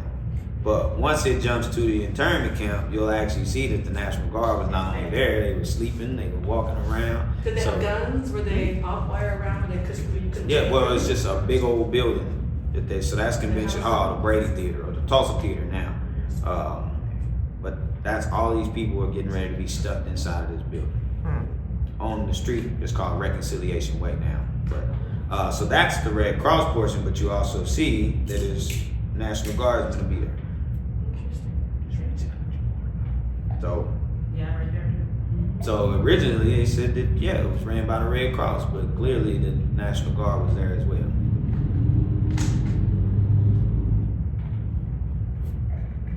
And that's one of the police protection tags you had to wear in order to go outside.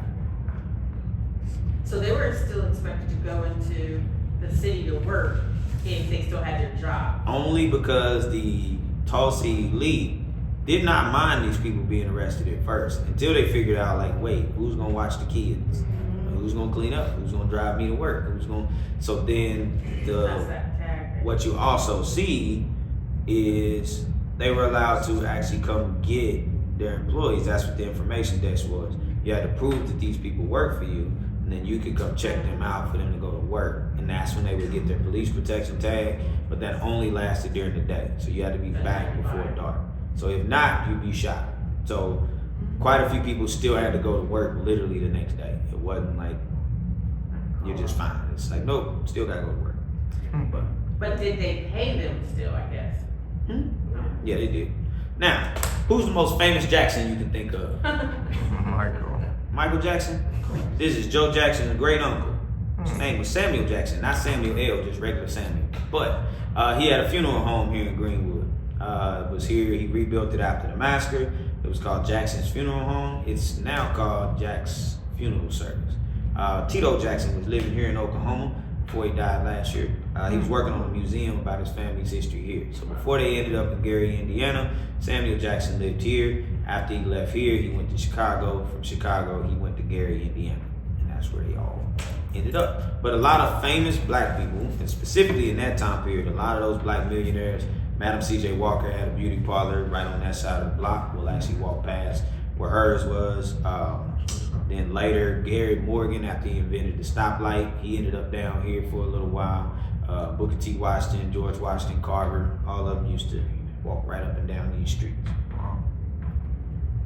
The next one is this. So at a time where, by American standard, women were not supposed to own land and businesses, there was a black woman who had a theater here. It was the largest theater in the Greenwood district. It was called the Dreamland.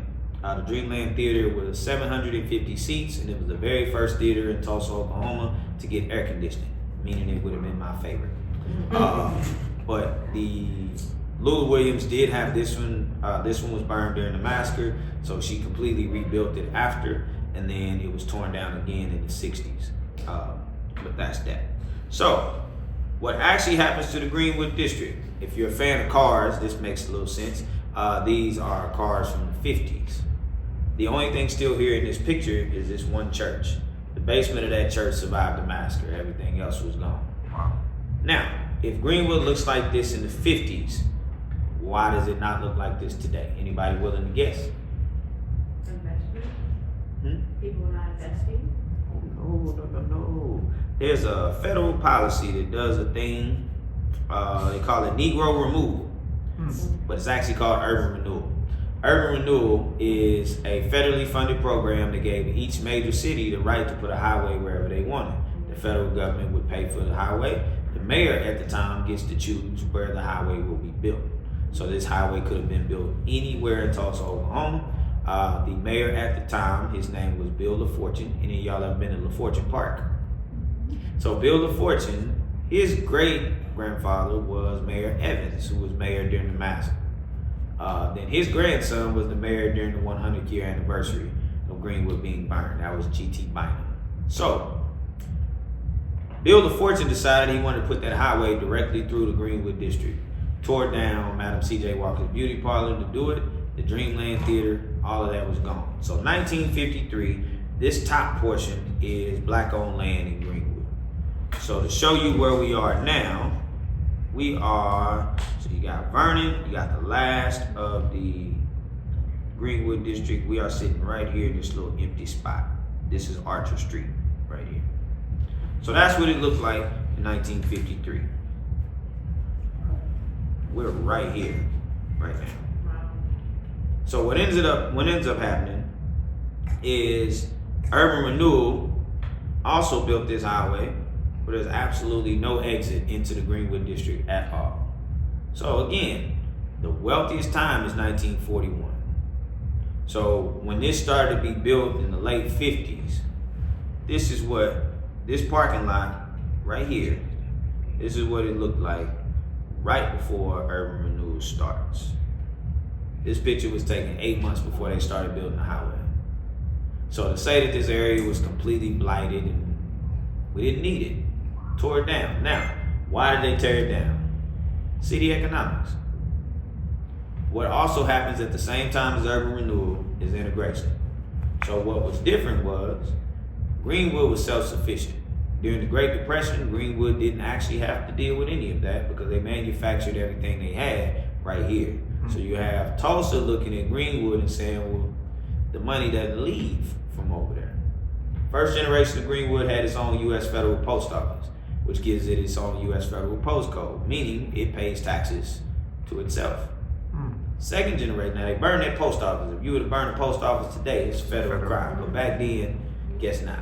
So second generation, they did get a new post office, but they had to apply for new land deeds through the city of Tulsa. So they're now incorporated as a part of Tulsa, Oklahoma. So their tax revenue leaves here.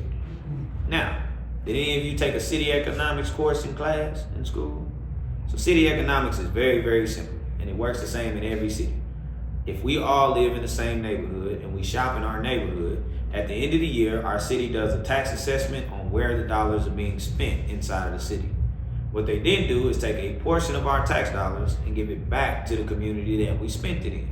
That's what's used to fund the schools in these areas. That's what's used to build parks. That's what's used to fix your road. Well, it's supposed to fix your roads here in Tulsa. We ain't got to that part yet. But that's also what's used to entice bigger businesses to move into your area.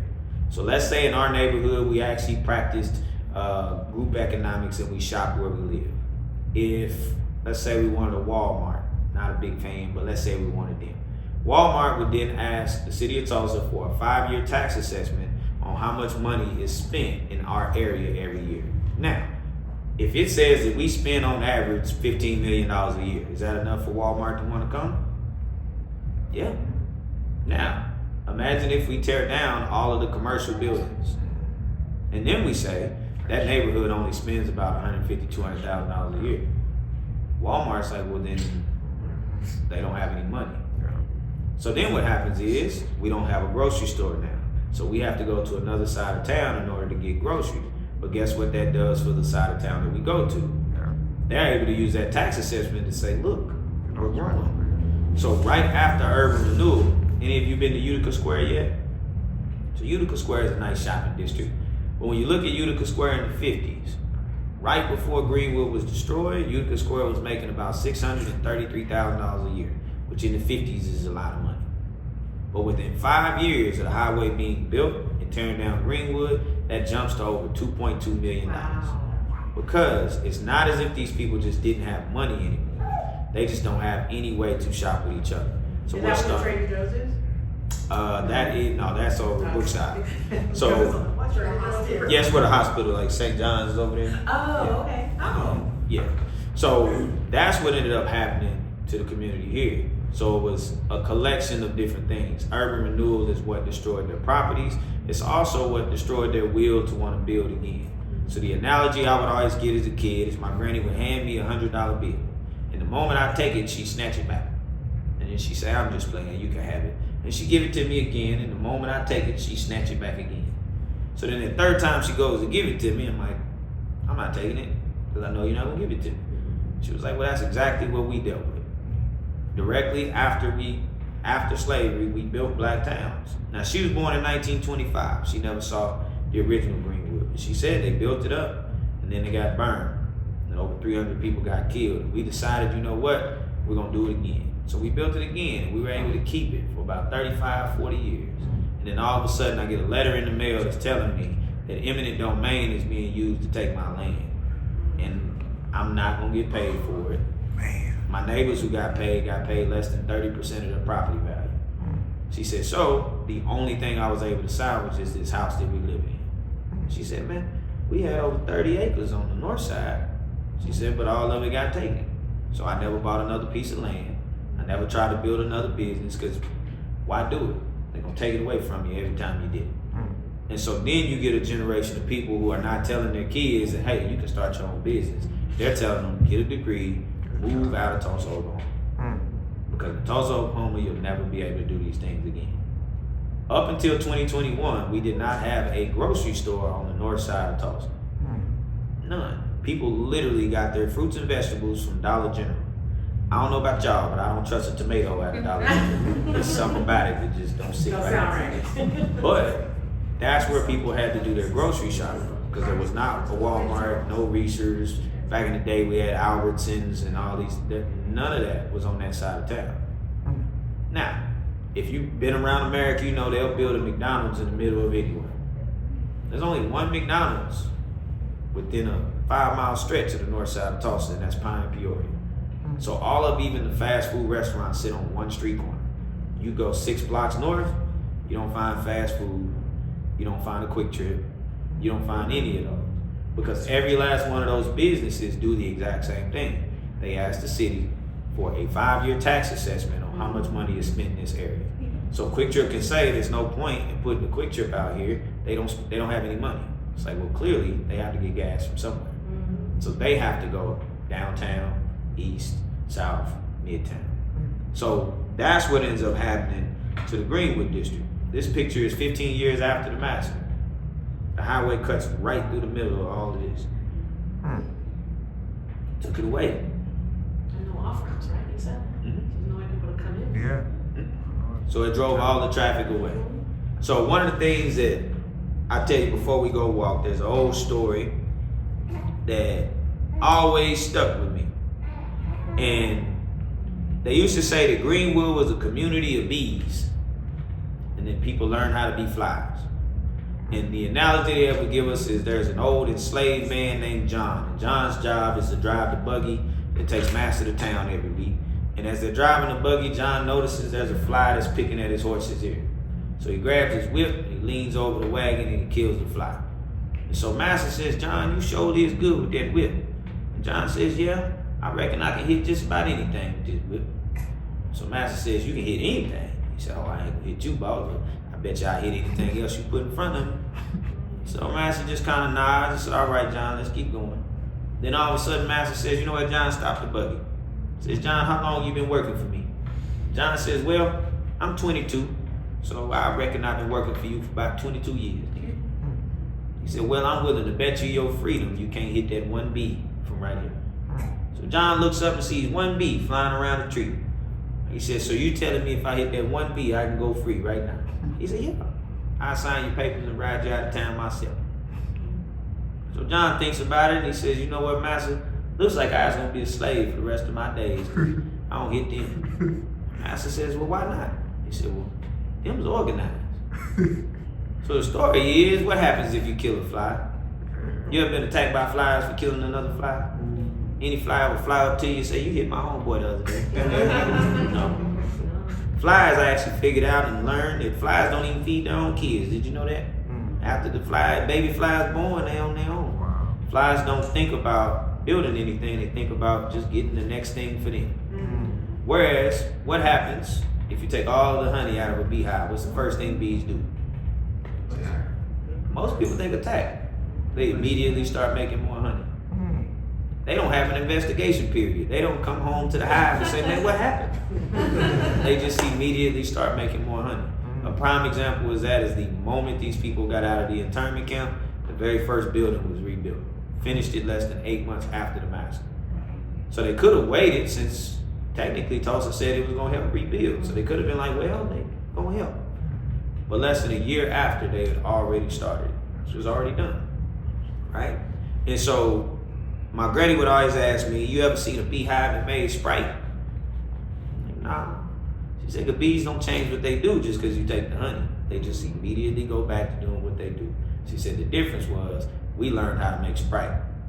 She said, so instead of doing what these people did to be successful, which was number one, just say, if you were an immigrant of any kind, didn't matter. If you were white, if you wanted to build over here, and you believe that this is what we're all trying to do, they used to have a rule, it's called one agreement. We just gotta have one agreement. And if that agreement is we all gonna respect each other, then everything after that is all good. So people used to do that. And then what we learned from urban renewal is we learned that, well, people are gonna lose it anyway. There's no way that you can do this, so why try? So you have a bunch of people who are now trying to learn a different way of living. So being here, Miss Fletcher used to say 2 things that always stood out. Number one, she said the Greenwood that I knew, the Greenwood I lived in, you'll never see it anywhere else in the country because people are too busy to think about community. Number 2, she would say that she wouldn't eat barbecue because pork smells like people. And when I was a kid, I thought that was old people saying, and I'm allergic to pork, so I was like, yeah, me neither, no big deal. But being older, you get to see that every time she walked these streets, she was 7 years old when the massacre happened. She still remembered her next door neighbor burned alive, and she remembered what it smelled like. She left Greenwood because they popped fireworks at that baseball stadium. Sounds just like the bombs she witnessed when she was 7 years old. The city of Tulsa knew that when they moved the baseball stadium here. I was gonna say, because they're always advertising, there's gonna be fireworks, there'll be fireworks. I didn't The think baseball that. stadium is literally on top of where Dick Rowland used to live. If you ask any of the older people, they'll tell you that's where the mass graves were, the original ones. That baseball stadium is also McNulty Park. McNulty Park was the baseball stadium on Elgin. That's the same internment camp you housed us in over here, eventually gets moved right here.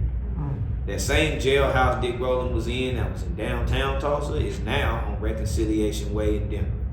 So if you're standing at the front gate of the baseball stadium and you look straight, you're looking directly at the Brady Theater in the county jail. So to think that all of that was the Brady Arts District, all of these things that had trauma related to them when it comes to Greenwood were all moved to the exact same area after urban renewal. So after the land is taken away for highway purposes, didn't actually build a highway on all of it. But then once they figured out, well, we can't use it, we'll sell it to the highest bidder. So Greenwood couldn't buy it back. So this block right here is the one that's directly behind us. This is the Greenwood Avenue block. Here's an empty safe right here on the corner that I guess people open their own safe and just left it open. But this is what this block looked like, and these people completely rebuilt it. And so to know that we'll see burning and Me Too, this basement is the only thing that survived. Out of 197 businesses, there was one church, the basement survived. Over 300 people hid in that basement, and that's how they survived the massacre. Now, you all are here through Tulsa Remote. Tulsa Remote is the exact same system we used during the oil boom.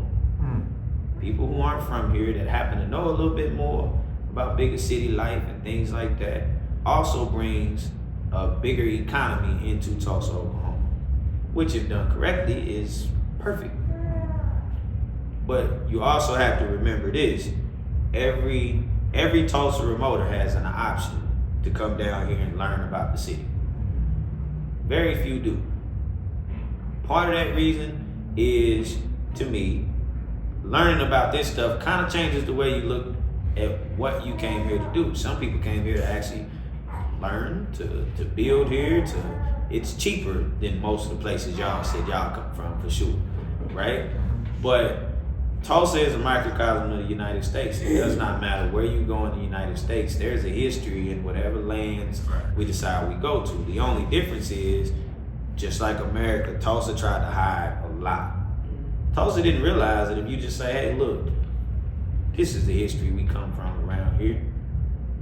In our schools, we learn Native American history totally different than the way you learned it. I knew Geronimo was buried in Oklahoma, and that was about all the Native American history I knew for this area.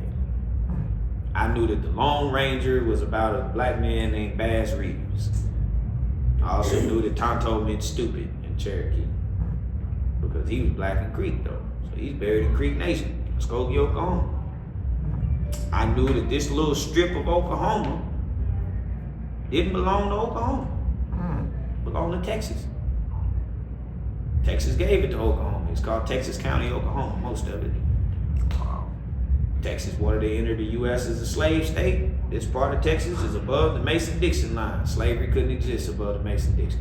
So Texas had an option. We can either come in as a free state, or we can get rid of that small piece that makes us have to be a free state. So they decided we'll just give it to Oklahoma, Indian territory. We'll let them have it. So that neutral strip was the one piece of land in all of the United States that was not governed by anybody. Native American tribes didn't own it. U.S. government didn't own it. So all of those outlaws you heard about, Billy the Kid, Doc Holliday, they all used to hide in the neutral strip. Because there was nothing anybody could do. So why did they use Bass Reeves? He was Native American, and he also happened to speak 8 different Native American languages. But he was viewed as less than less than a U.S. citizen. So guess what? He can go into the neutral strip at a time where a U.S. Marshal couldn't go there. He spoke the languages of most of these people. So if you're an outlaw and you ended up in Shawnee, he could go get you. He spoke Cherokee, Creek, Seminole, Sac, Fox, Kickapoo. He spoke all these different languages, so he could go into these places. So that's the indoor portion. But the next time you're just traveling through Oklahoma, there's a lot of stuff to see in Oklahoma, not just Tulsa. The Wichita Falls. You get people out here that are asked, like, how is Wichita's Kansas? It's like, no, Wichita is a tribe in Kansas, and those Wichita tribes people were sent to Oklahoma. So they ended up down here with the Delaware and the Cato. So when you go to Wichita Falls, that's the only place that still has wild bison, because they were all pushed out of this area and sent over here. So that's the only place in Oklahoma you can go camping and actually see the bison. You know, was it Cheyenne and Arapaho? They've got the Little Sahara Desert. Why? Because if you go further into the west, you're gonna find the same thing.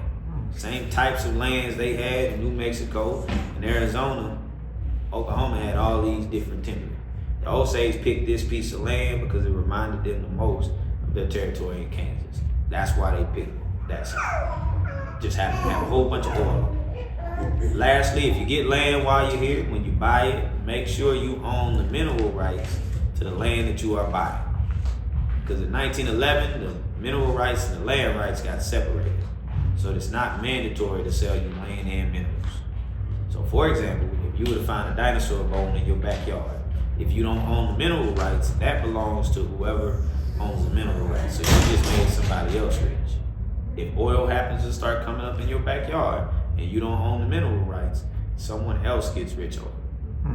So when you go to buy a property, definitely check and make sure that land and minerals are together. Well, dang, do we? It should be on your deed. We gotta look, because we just bought. And the reason being is Oklahoma still produces a ton of oil to this day. If you go out to Osage Casino, there are oil derricks right there in the front of the casino. If you go to the state capitol, we have the only state capitol building that has an active oil rig on it. Still pumps oil to this day, right in front of the governor's mansion. So we still have tons of oil in Oklahoma. It's just people don't know that you assume that if I own this land, then whatever's underneath it is mine. But they changed that in 1911 because then you already bought the land by then. But then they said, well, did you buy the mineral rights? I don't know. Oh, that means it's for sale. So I can get it. And if I got the mineral rights, as a petroleum engineer, my job was to figure out how to get the oil from underneath your house without tearing down your home. That was your job. But if it costs more than 10% of the project, you're gonna need a new house. Because we got the right to that oil. So if we have to tear through your property to get it, we will. And when we do it, we only pay you whatever the house is valued at the time. So there's no profit in it for you at all. You can say that this house has been in my family for 150 years. It's like, well, it's gonna stop at 150 because we have to, that's what we did. So it's, now again, don't go beating up, petroleum engineers. Most of them don't know. When we look at the property, it's a thermal reading of the property. And they're just asking us, how do you get this from here to here? Unless we actually physically go to the site, which very few of us do, we don't know what's right there. So we don't know that that's a home or a burial ground for a native tribe. You don't know any of that. You just know that they don't own it. This company owns it. That's it. So again, it happens the same all over the United States. It's just in Oklahoma, it's so small here that we know the people that it happens to. But as you travel and move around, Oklahoma is a perfect place to travel from. You can get everywhere in just a couple of hours.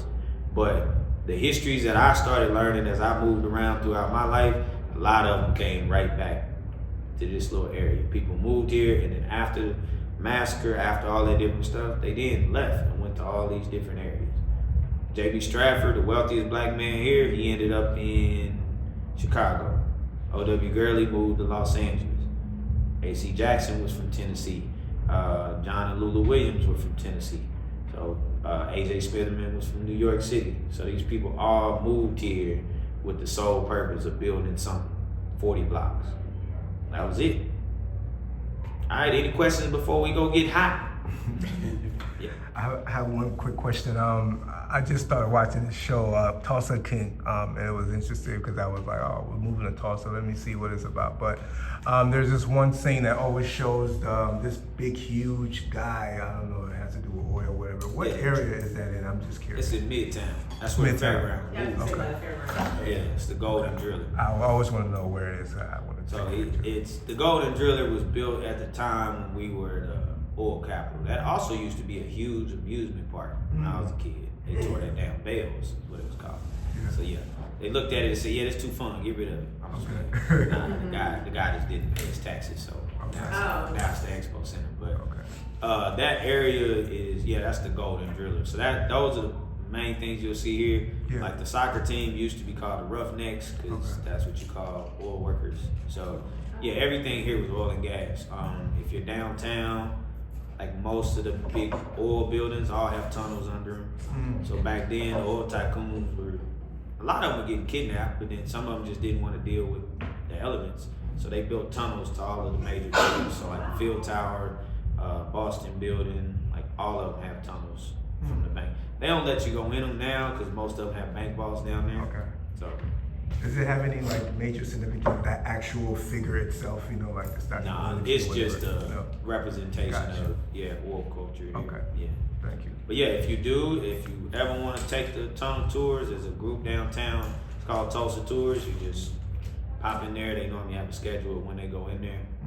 But yeah, I think it's like over 4.5 miles tunnels under there. I know before moving here, I was watching Tulsa King too, and I'm like, where's the bar? I want to visit that bar. It's not even real. Nah. Did Tulsa they shoot King it is here on set? Listen, what's his name? Sylvester Stallone. He kind of insulted Tulsa. Yeah, It was his fault. Like he came here to shoot in the middle of August. He was like, it's too hot. I'm like, dude, you got on a 3-piece suit in the middle of summer, and they shot at the Tulsa Club. That's where most of it was shot. So they don't shoot in Tulsa now. They shoot in Oklahoma City as if it's cooler. Same thing. But yeah, he didn't like Tulsa too much. Wow.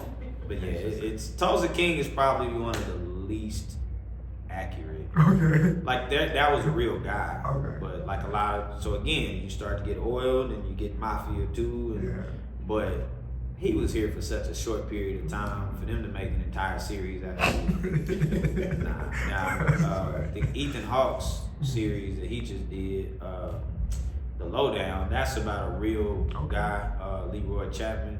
I can tell you now, statute of limitations is up. So I snuck most of these pictures out of the archive, so we're not supposed to take pictures of them. We're supposed to just like look at them, take notes, whatever. Okay. So Leroy Chapman used to publicize a lot of this stuff. And so when he died, somebody still publishes all this stuff under his name. So I had to take them, send it to them. They have a foundation, it's called the Center for Public Secrets. So you have to send it to them, and then after you send it to them, they'll put it public because you can't sue a dead man. And then after that, once it's in the public domain, anybody can use it.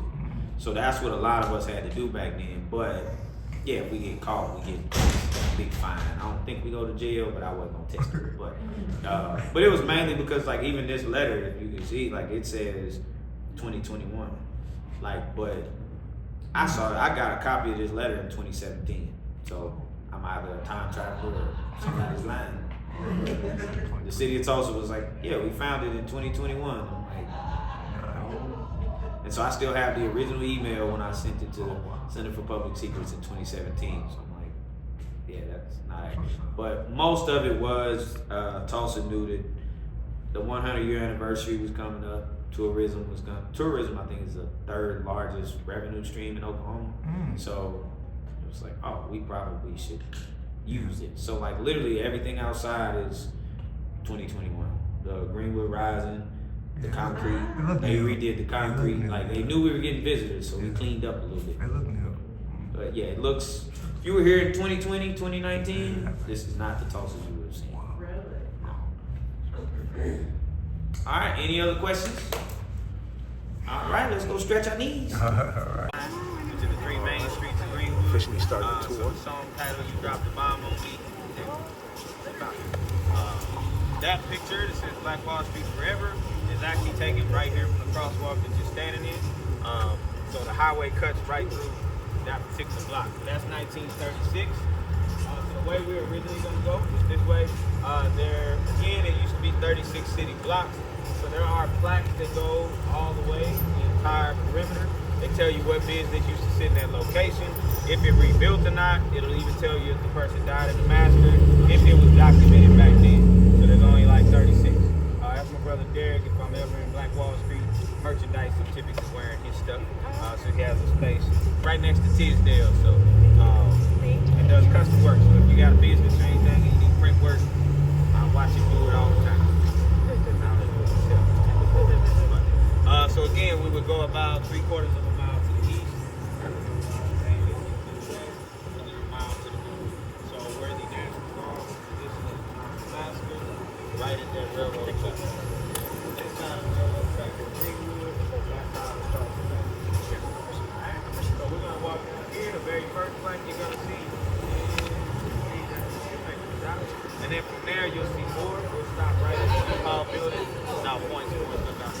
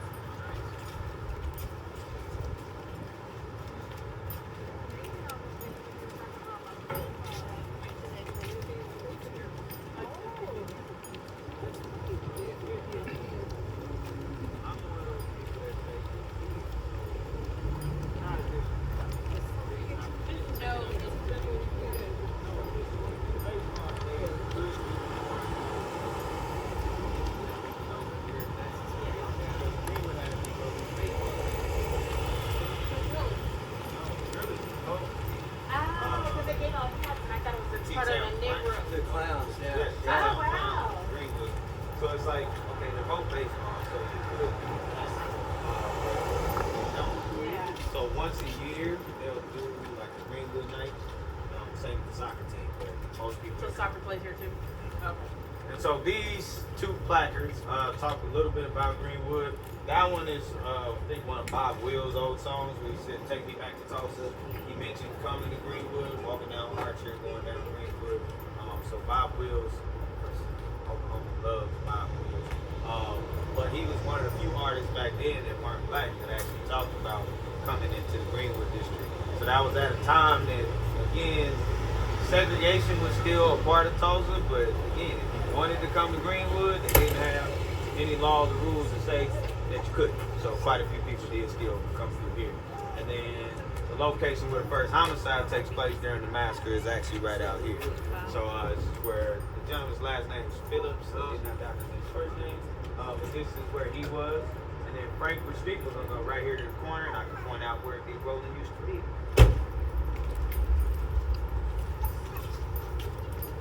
Yeah, man, shit, man, they ain't gonna happen. I know, like when they're saying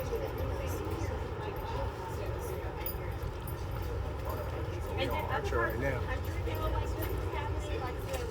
like my mother was in California in 1945, so probably wasn't even this cut. So this is Frankfurt Street. So Frankfurt used to actually go from here all the way to North Tulsa. So that building, that apartment building, is on Frankfurt. So Frankfurt used to cut straight through here.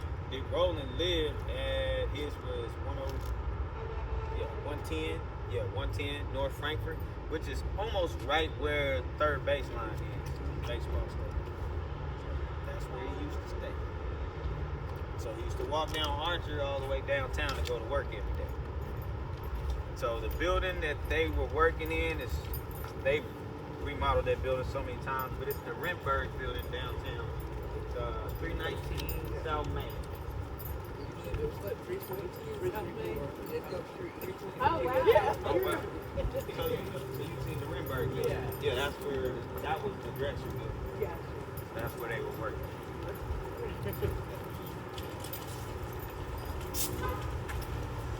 So this space right here was all businesses? So we can't actually put a plaque down unless you can confirm the physical address of where the business used to be. So even if you know that it sat right here, you need to prove that that was the actual address. So that's why there's plaques that kind of skip a lot of space.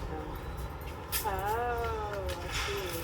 You ever seen the show Watchmen, the Tulsa Race Massacre first episode? Yep. Yeah, they used the picture from 1936. So some of the buildings are in the wrong spot.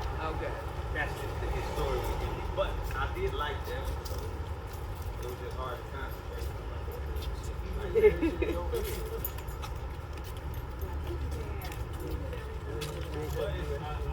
that he was brain works, I'll tell you, everything was destroyed in 1921. I show you a picture of 1928. Not as if we could just, most people don't know what cars look like. Old cars, versus car collectors are the ones that look like. They couldn't see that. Like this picture, almost everybody thinks this all got burned in the Massacre because it's in black and white. It's old, right? Right. But the one thing that people miss is there's a 63 Mustang right there. So it's like you can't burn 63 Mustang in 1921. Right. Yeah. Not without some sort of talent that most of us don't have. So, so that's as they started building the highway.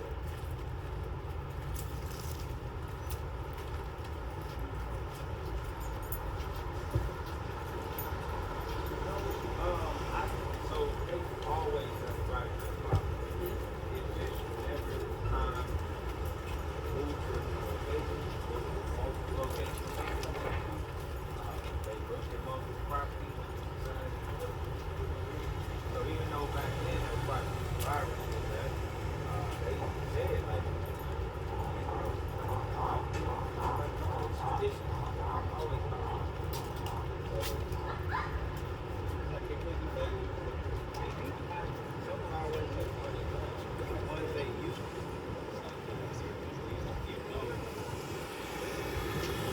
there's enough people still want it. Oh yeah, so I lived in Tate Brady's old neighborhood, but I'm about a mile and a half away, and it still sounds like it's in my neighborhood. Yeah, it's not. I also just don't like fireworks. Like growing up in Kenya was always at war when I was a kid, so yeah, I did hear lots of bombs. So I don't like it, but I also understand some people like fireworks, but it's just use quieter ones. Like those sound like bombs, and they also let off a flame at the top. Yeah. Like, the area got set on fire. I don't think we should do a flame right there, but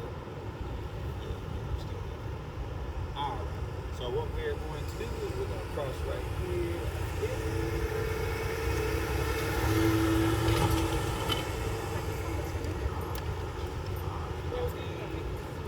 As you walk by the building on your left side, a 3-story building, 4-story building with a concrete rooftop. That is the border of Greenwood going that way. Any of you ever been to the center of the universe yet? We talked about it yesterday. So this side of the center of the universe is Greenwood, the other side is Tulsa. That's literally right at the dividing line.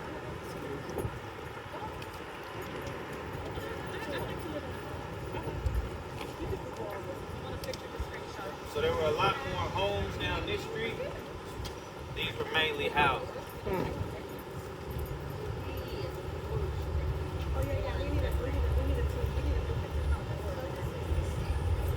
After the massacre, it all became Tulsa. Massacre, Greenwood district of Tulsa. Yeah, there's even a big mural of Jackie Robinson. Even though he never played for the LA Dodgers, he played for the Brooklyn Dodgers. So, same team. didn't play in Tulsa though, but he played in the Negro Leagues and he played against the T-Town Clans. So there's actually people still alive that saw it.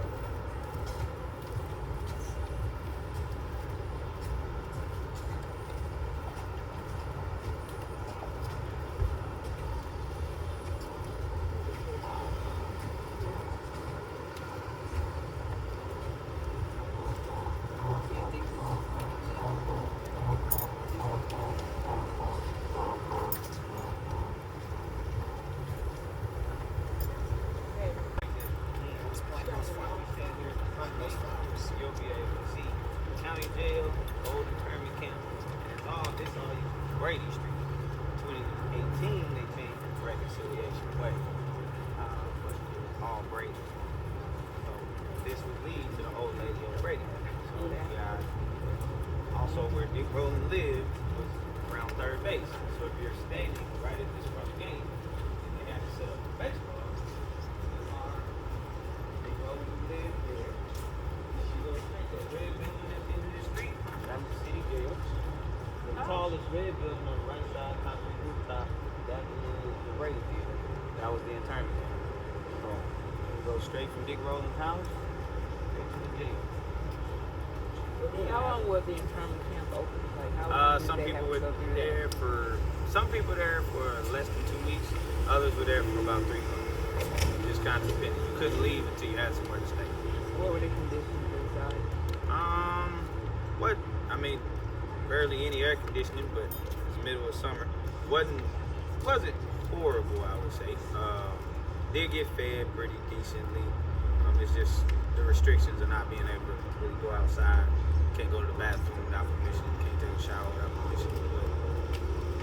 But outside of that, was no work. There wasn't any like physical abuse or anything like that. Most of the people with the Red Cross weren't from here either. They came from Missouri, Kansas, and they came down to help, and then the National Guard just made sure none of them could leave. That was the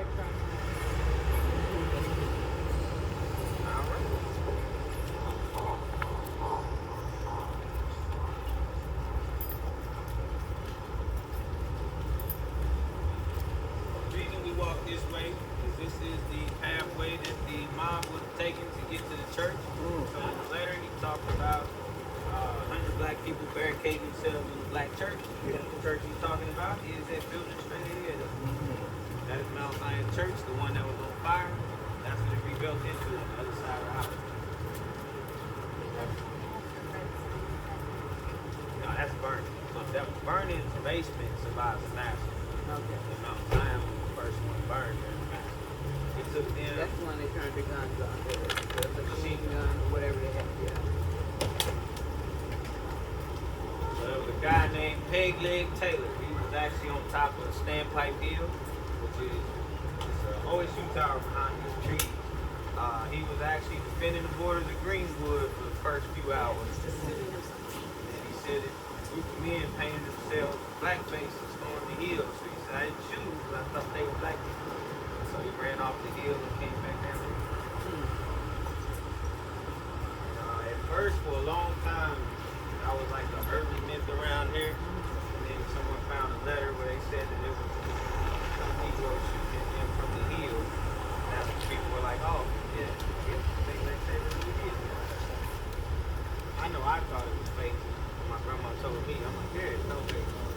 But then found that journal. So A.C. Jackson, the picture you saw of him on the postcard, right here in the middle of this street. Oh, wow. He used to live inside of this park, where most of the prominent doctors lived over here. The founder of Greenwood, O.W. Gurley, he lived over here. Oh, wow.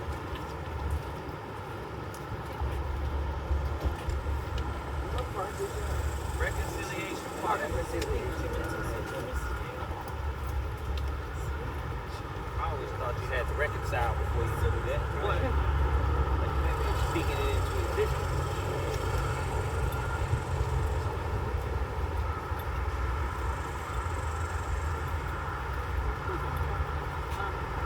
No, well, Mayor just passed like $101 million reparations plan.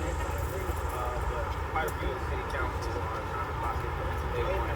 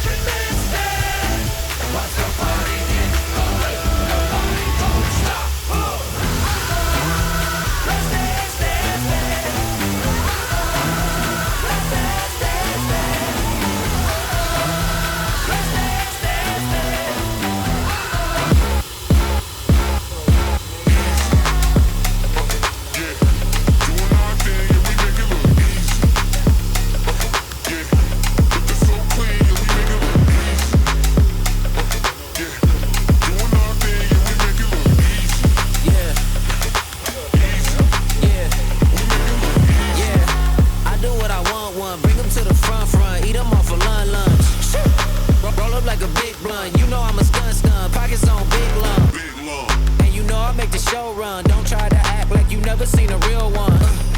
Ice water got you frozen, wetter than the ocean. Baby got motion.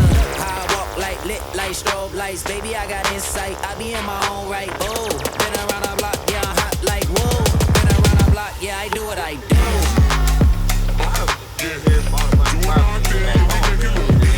Jacked up the prices on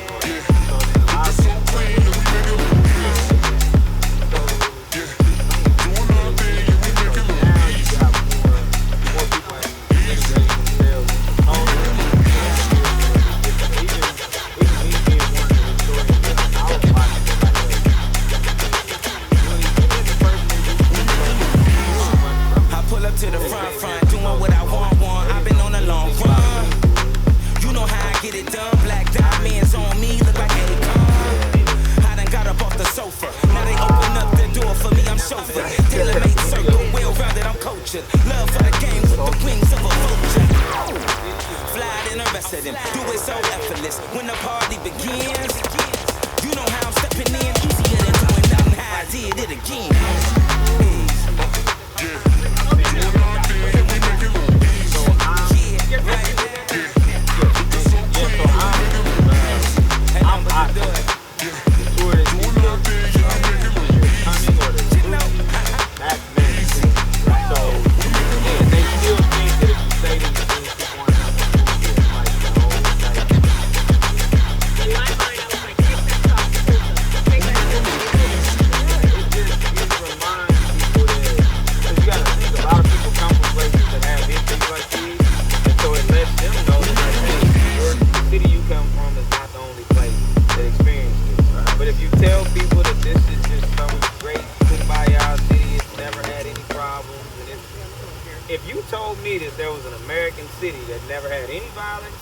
Didn't have any problems. I'm like that, yeah.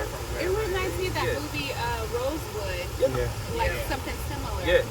Yeah. So it's like you could tell this history and it not be like none of the people who did it are still here.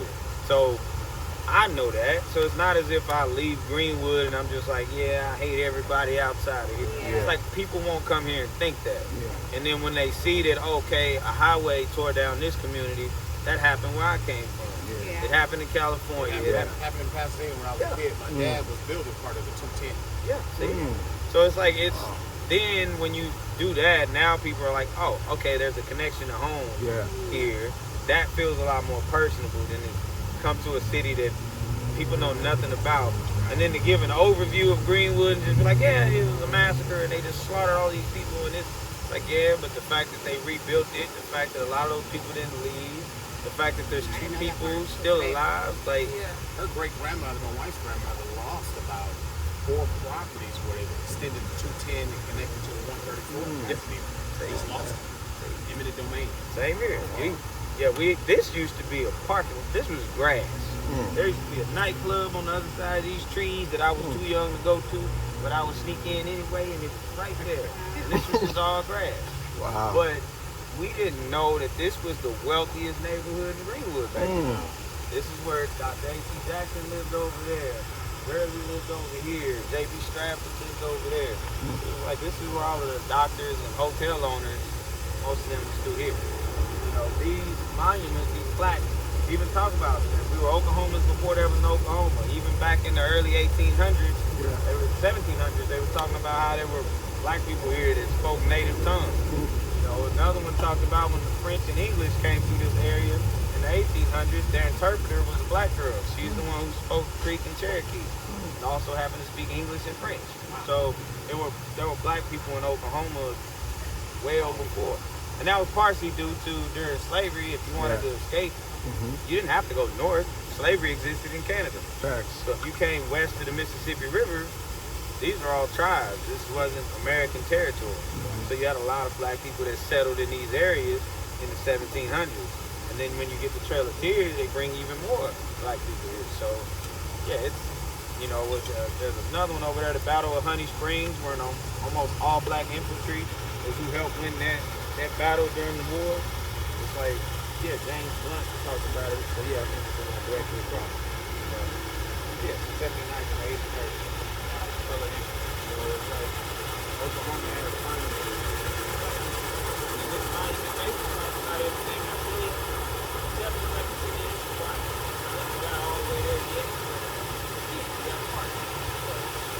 It is, man. I mean, again, to me, I credit Tulsa more. Tulsa I live in now is not the Tulsa I grew up in. This place is extremely racist and quiet. I see now that like people come on the north side, like people go out south, like that was not stuff to it's always been a segregated city in my life. So east side was predominantly Asian and Hispanic. The south side was predominantly white. Midtown was predominantly like wealthy, old money. North side was black. West side was like poor white.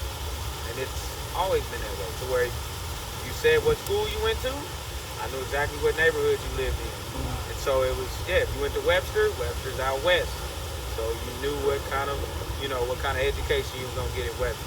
If you wanted to go to a school that had better education, if you weren't going to Booker T. Washington High School, you wanted to go to school on the south side. Because if you went to Central or McLean, they get very few of the resources. Central didn't get its first football stadium until 2022. Wow. Like, they didn't have a football stadium. They were playing home games at another school's football stadium. Wow. So and that school's been around over 100 years. So it's on the black side of things. So you didn't get it. Whereas if you go out south, all the schools on the south side were better. Yeah. Jinx, Oklahoma was a sundown town when I was a kid. So like you could go into Jinx, but you kind of knew if you're there after dark, you're probably gonna get pulled over. Rogers County is still like that. Like I don't drive through Rogers County at night, but it's starting to change. It's over by the Hard Rock Casino. It's like Claremore, Verdigris, Coweta. I don't drive through there after dark. Okay, that's good to know. But there are still places in Oklahoma like that, but Tulsa used to feel like that. So once new people started moving here, y'all didn't know the rules. So it's just like you just go somewhere. And so once people saw like, oh wait, we could go over there? So then it became, a lot of us started moving around now. But people my entire life that lived on the north side, they now live out south because they met other black people that live south. So they're like, oh wait, there's a neighborhood over there we can go to? So that's the one thing I think locals don't really look at. Like I said, Tulsa changed, but it didn't change. It didn't change for us. It changed for y'all. But then we get to participate in that. Or we could just sit on the north side and not do anything. But it's definitely different. All right, now we'll loop out. We'll go over to the church. Let's do a quick round real quick.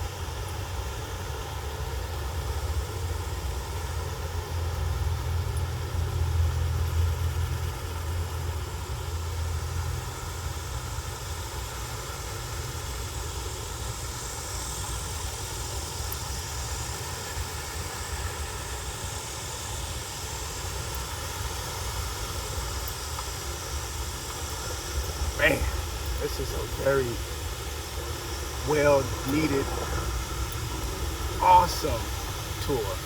Can't wait to share this with you guys. This is beautiful. Beautiful, beautiful, beautiful. So glad I'm here. I'm so glad I'm here. Like I was saying, this is a beautiful, beautiful, beautiful tour. I'm so glad I was able to make it out here. I'm out here with Cody. He's doing a terrific job. And I'll be finishing up on the tour right now, but it's awesome. It's awesome. So far, so good.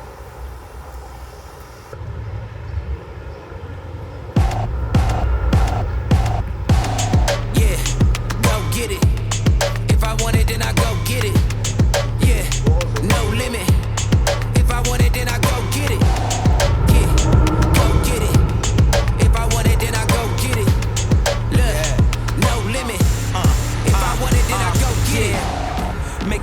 get a poncho. I got the juice in the Bronco. Baby say beat it up like a bongo. Left and right shots like a combo. If you want a problem, we can start it up. Yeah, pick a date, let's set it up. Moving like a go-do. You know how I get it done like I'm supposed to. I done counted 10,000 100 times. Started with a nickel, turned it to a dime. Back when the prime had his headline, I've been getting to it from the morning to the bedtime. Shaking when I'm baking, I be cooking. The captain of the team put a hook in them. Where your boys at, they ain't booking them. Where you at? I'm all over the map, getting plenty wins.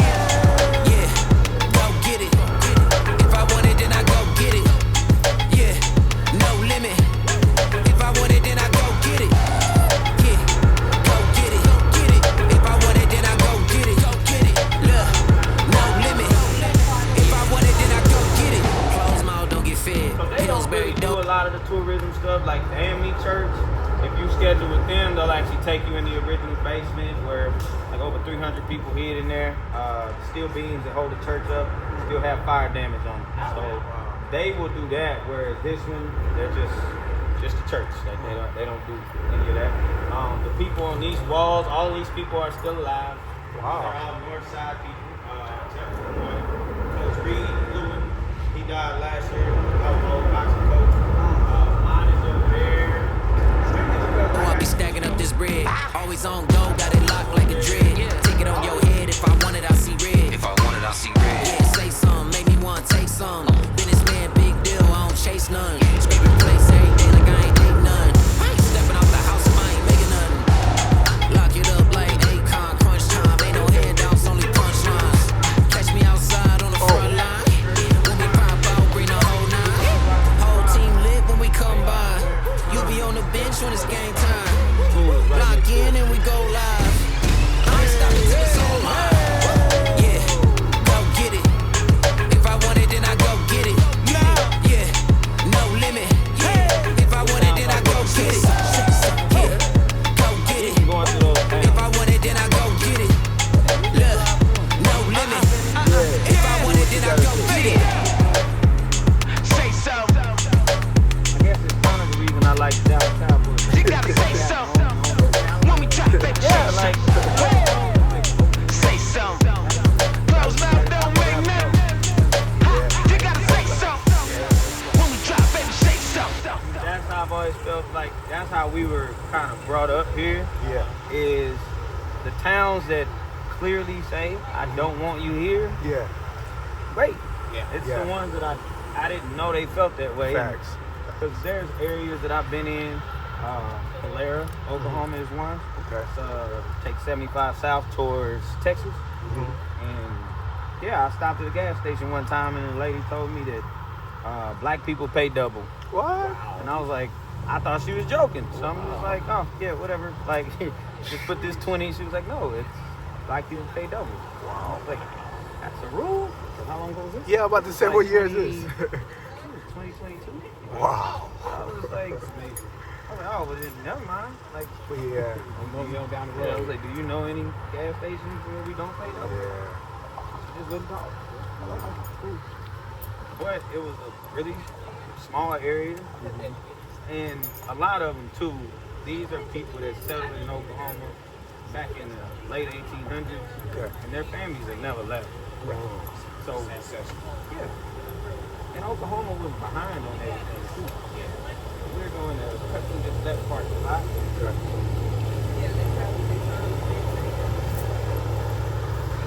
If we didn't get all the other stuff, I think cities and states that have like professional teams that also brings like revenue is just different types of people to these areas. You know, I could even us having 13 all black towns, like we still have 13. So they're rural areas. Not big towns like this, but the people in those towns still think the way they originally thought when they looked. That's how it was.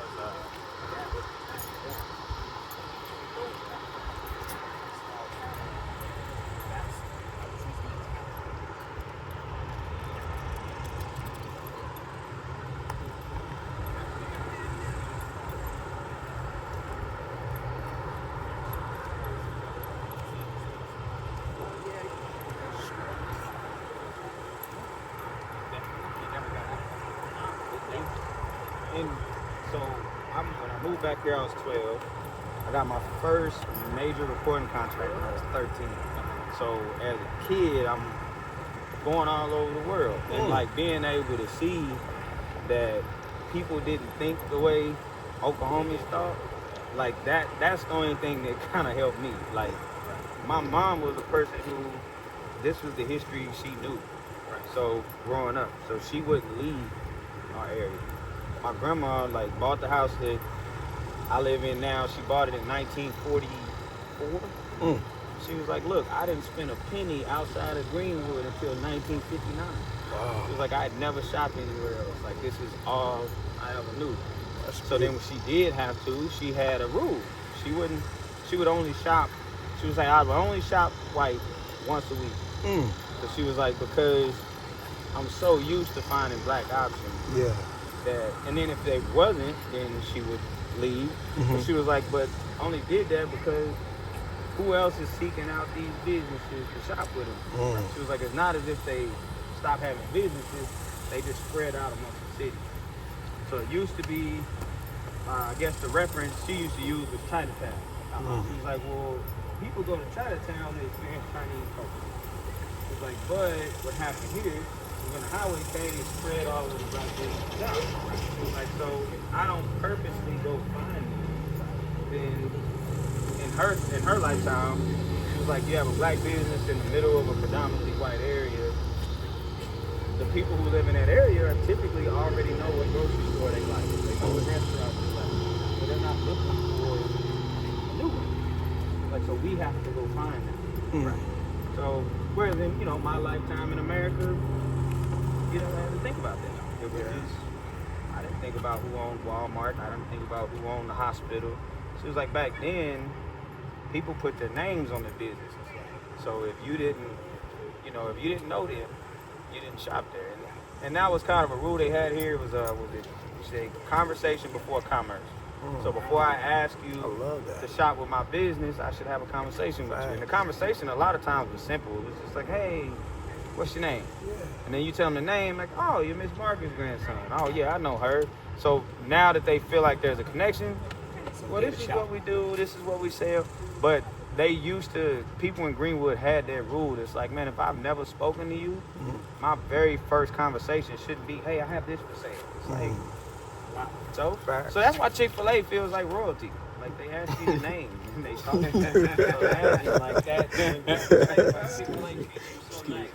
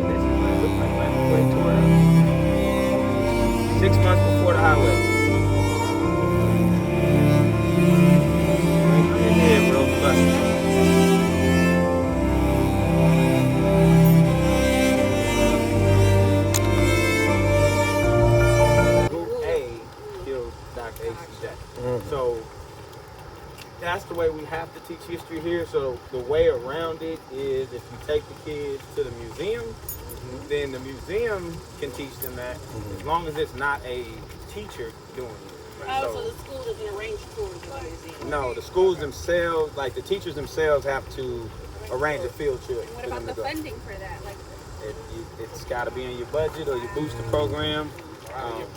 Yeah. But what happens if you're asked a question in class?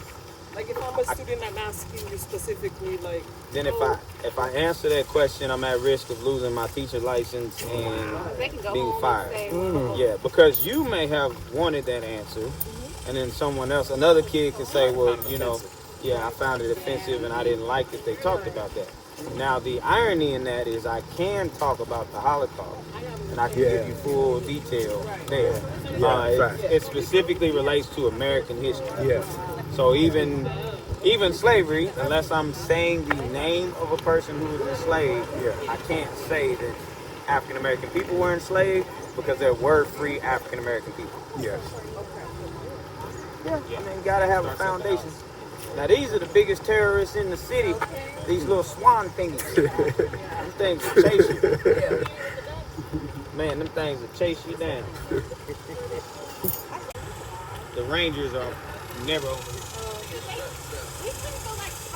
here. Just know the Notorious is on the ground. I think that's why they're known as the terrorists, because it's the terrorist work. All right, so from right here, I'll show you what this block looks like. So we'll start over here. So yeah, see that church? Burning AME in the background. So this is the block you walk on.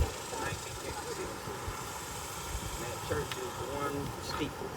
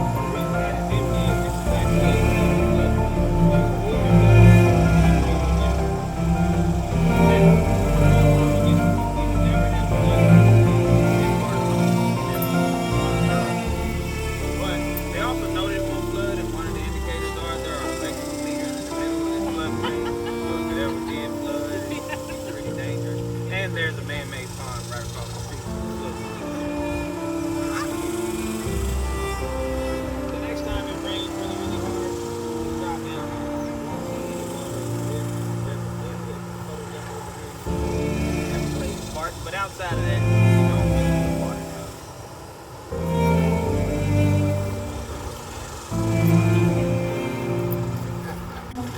So we have two offices, one here, one on the corner.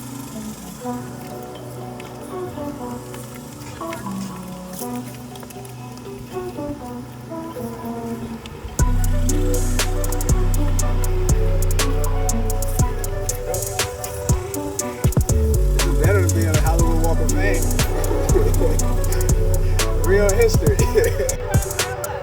So this is where I parked over here. So this was the church that we was. Oh, that's a beautiful picture. Yeah, I gotta get that. Wow. I gotta get that. Cody!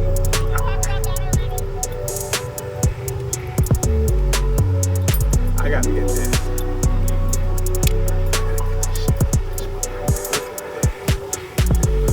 This can capture anything about this city. What happened back in the day. This is it right here. It's beautiful.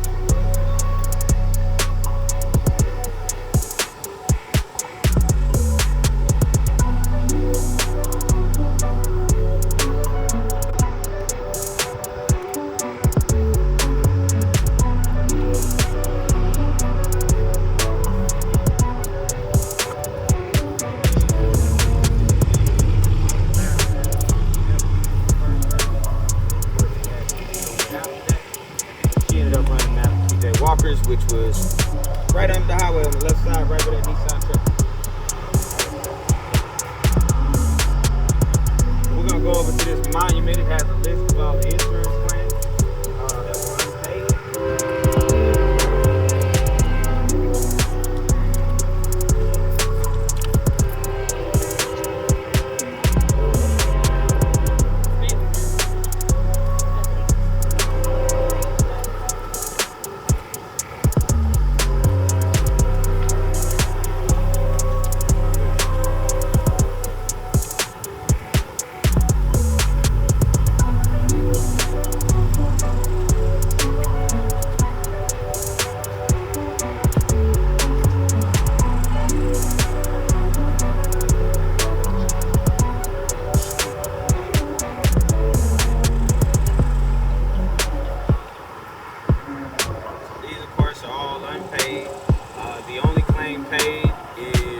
W. McGee. So you remember in the letter, John Smith said that they had to break into the sporting goods stores to get guns and ammunition. That was for guns and ammunition. That came out of one of the sporting goods stores, which was McGee's Hardware. It was not in Greenwood, it was in Tulsa. So he did get paid, but every other person on this list got denied. And these are all people who had insurance. But when the National Guard said riot, it made it to where these insurance companies didn't have to pay any of these people. The largest insurance claim is $161,683. That is Emma Gurley. That is about $2.5 million now. What else? The number at the bottom of $2,719,745.61 in today's money is roughly about 45 to 46 million. So that's how much in property damage. And that's not counting all the ones that literally say no amount specified. They were literally just asking for whatever they could get. My grandmother's family is the Brewers. Moses Brewer had a grocery store. My last name is Ransom. Miss Cass was my grandfather's aunt. Had a tailoring company. Actually right over there. Now, on the back side of this, there's actually a list of all 197 businesses. So you can actually see not just the names, but the actual industry that these people were in. Greenwood literally had everything that just about every major city has to offer. Greenwood would have had it right here in 36 cities.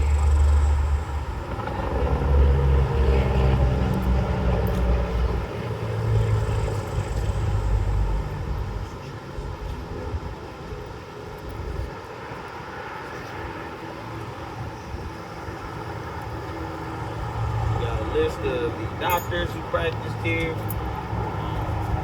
Crystal Memorial was the black-owned hospital. Chalmers Electric was the electric company that powered the homes here. My favorite, they had a Waffle House down here. I like Waffle House. The Waffle House used to sit right over where the highway is now. Thought that was Miss Fletcher, but it's not. The largest black-owned hotel in America was the Stratford Hotel. It's listed over there. Jackson Undertaking Company is again Samuel Jackson's. Then he died. Madam C.J. Walker's Beauty Parlor is this group. All 197 of these were wiped out. Wow. Alright, any questions on this part? All good? Yep. Alright, we're going to loop back up. That looks fun. Wait, so you get to read the mic? Yeah, I guess they do the I got through that one. That looks fun. And you drive to the whole city. Now that was fun. Nah, yeah, that looks fun.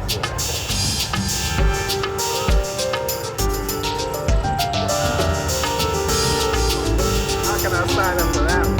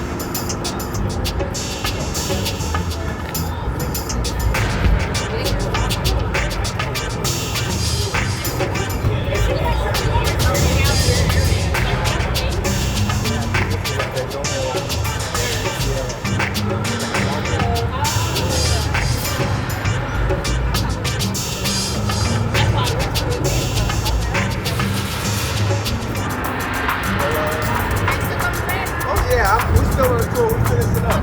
Once I finish up, I'm gonna come and do it with everybody. Yeah, how you guys doing? Yeah, I'm gonna be back.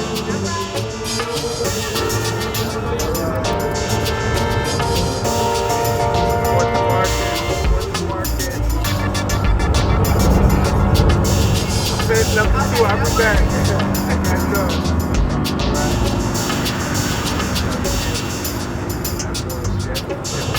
That's a nice little pizza right there.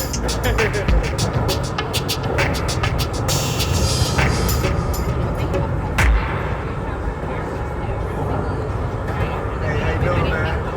All right.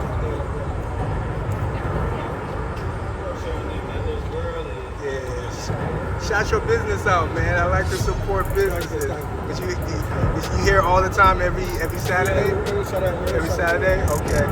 All right. Cool, man. You got some nice, awesome colors. I love the colors out here. Yeah, really nice. What are these right here? Yeah, what would that be? That's a nice one. Okay. Oh wow, that's nice. I love the prints. Yeah, I'll be back out here. I'm finishing up the tour. I'll be back out here. Yeah.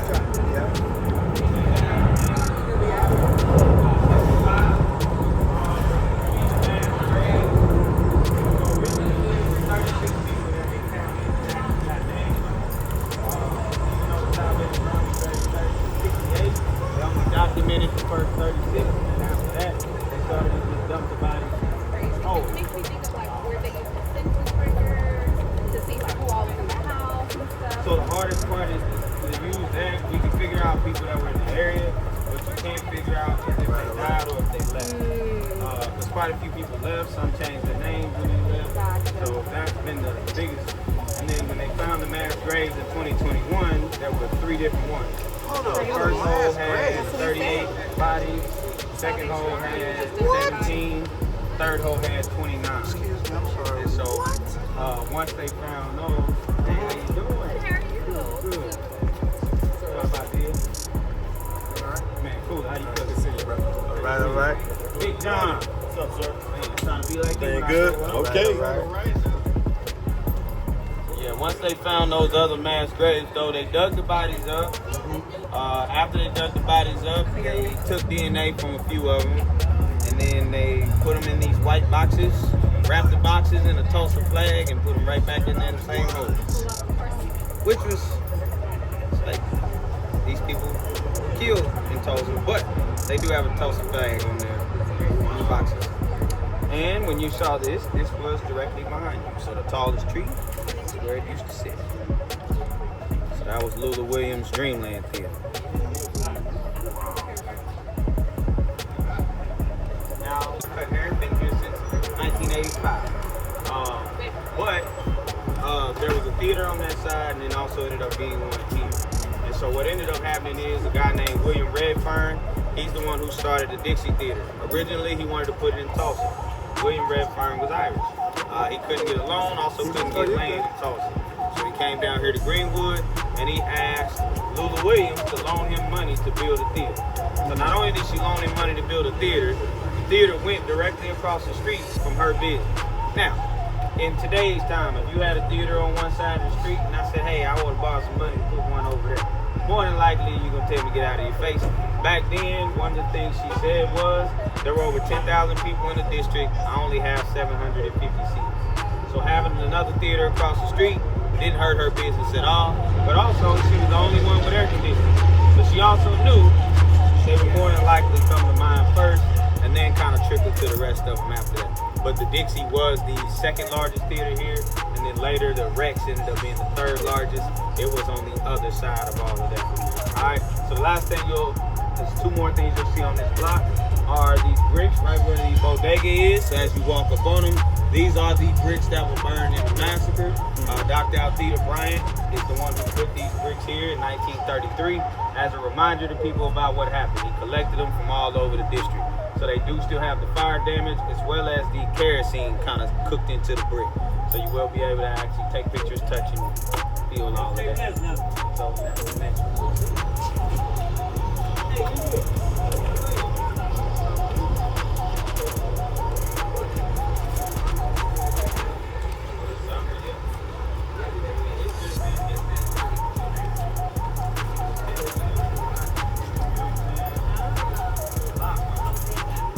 Yeah, so the bodega is typically,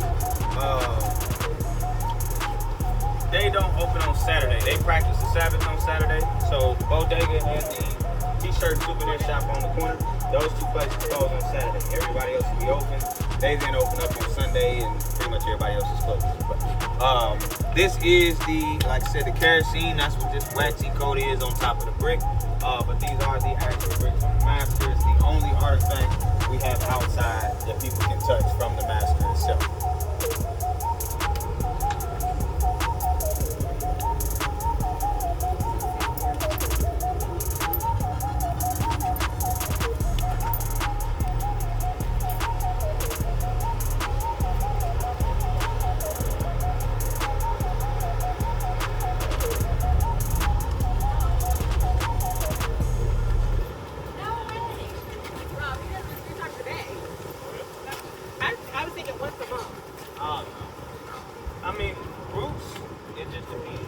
Sometimes it's just people off the street. If you go to the museum and ask more than 3 questions, they're gonna say, well, across the street talking code. This block was not put on the National Registry for Historic Places.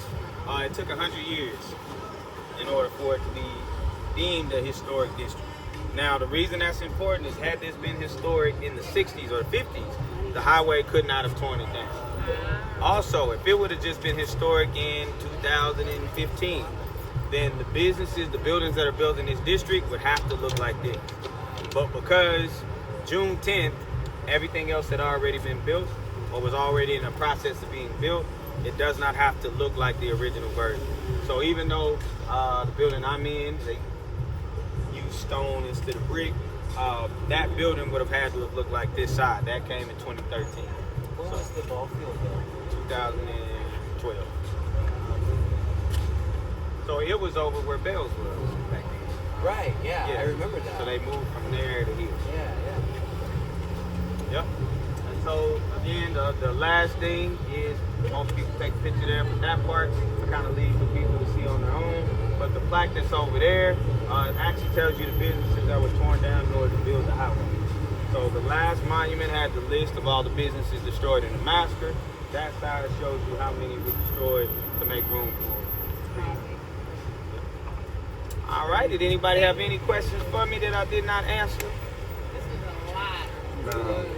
Yeah, you did an awesome job, man. Thank you so much, Cody. The way it works is what I do is I will send Harmony the link to all of the pictures, and then from there she'll disperse it amongst all of you. Yeah. The way the tour works is if you ever take a tour again, your tour is free for the rest of your life. So if you just need to refresh on information, any of that, I'll be more than happy. You just let me know ahead of time when you're coming. I'll schedule it out and I'll take you out on a tour. If you bring kids, kids are always free. If I need to get on a Zoom call and talk to somebody who can't take the heat, I'm more than happy to do that. It's literally just about being able to not only tell the story, but also help you all connect. So any of the business owners, you go in there, tell them Cody sent you. They're gonna look out for you. I'm literally on this block every single day. If I'm not traveling for work, I'm right here. So I normally sit on this stoop. So if you ever need me, you can find me right over there. All right? Well, thank you very much, man. Appreciate you, man. Right, well, I greatly appreciate y'all for coming. Thank you. Yeah, Where do we man. write a review?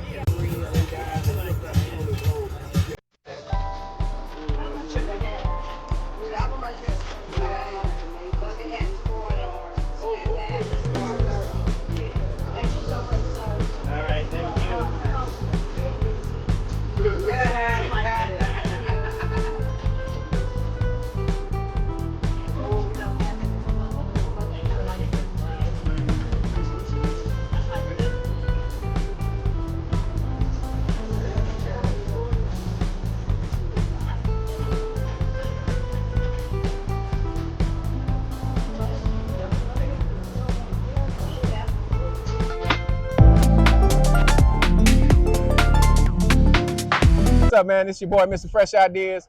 It's Saturday on Greenwood. Some people call it Black Wall Street.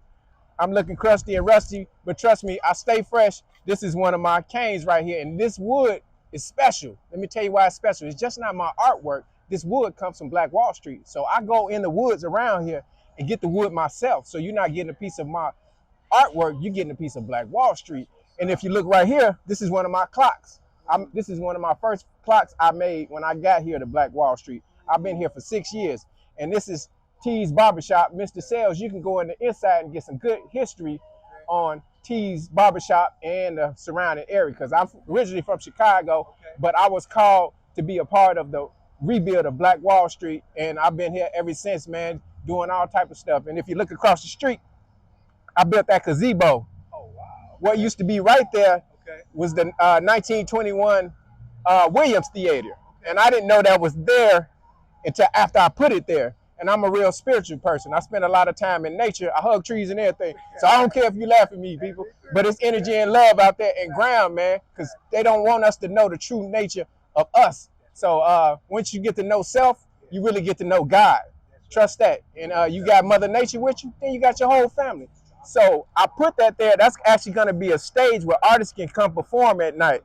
Like, let's say like musicians, poets. It's also going to have Bluetooth speakers and it's going to have spotlights. So you can pull up in your car or your bike and sit there and watch the performance at night. So I'm basically bringing back what was there on a smaller scale.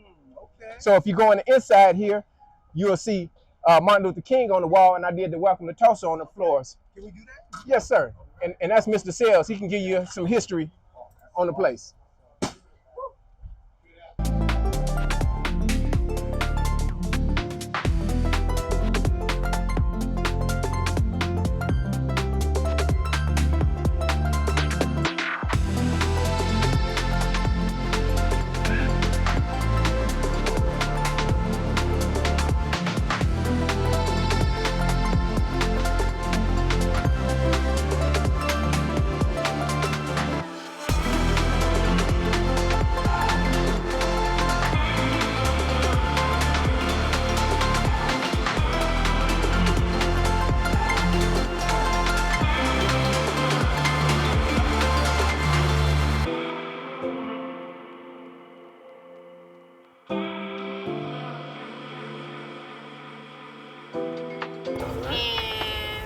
I'm sorry, say it again. Say your name again. Jessica Grant. Okay, there you go. And I am the owner of Eternal Health and Beauty Bar. And I make herbal teas, sea moss products like soaps, lemonades, and gels. And I make beard oils, body oils, face scrubs, everything bath and body with the sea moss infused. And I make hair products also. And do they come here to get the products, or do you have a? Come here. Or I can ship it to you. Go to www.eternalhealth/beautybar.org. Awesome. And where area is this? We are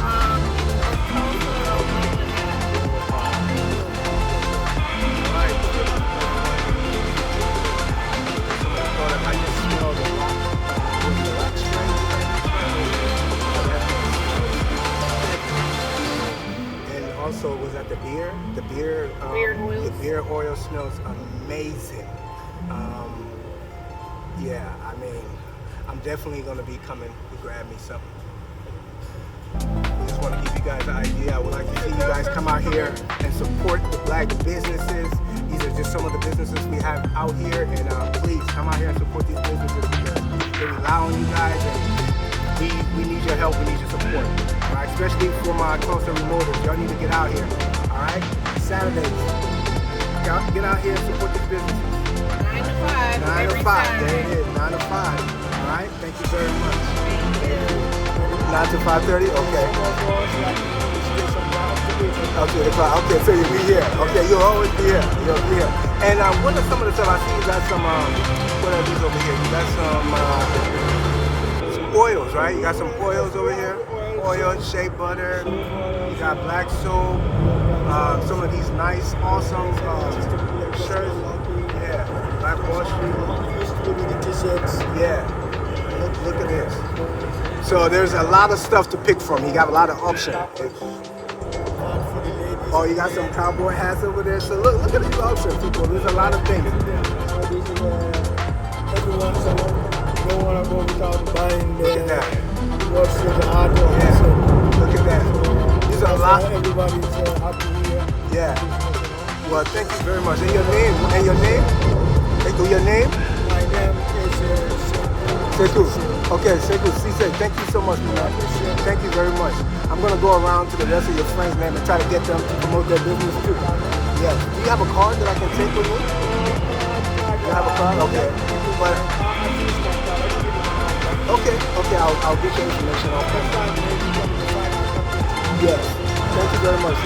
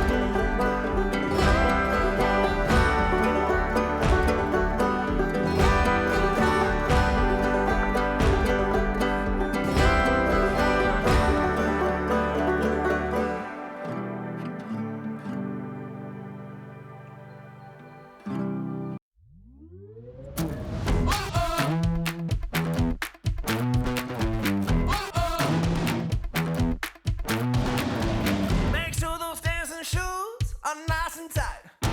Not gonna wait for you to start the night, 'cause the sky only turns one way, that's all the way up, up, up. Everybody get into it, like it's groovy. Everybody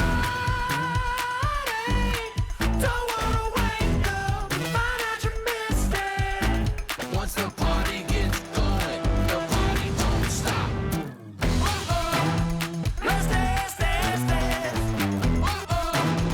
Let's dance, dance, dance.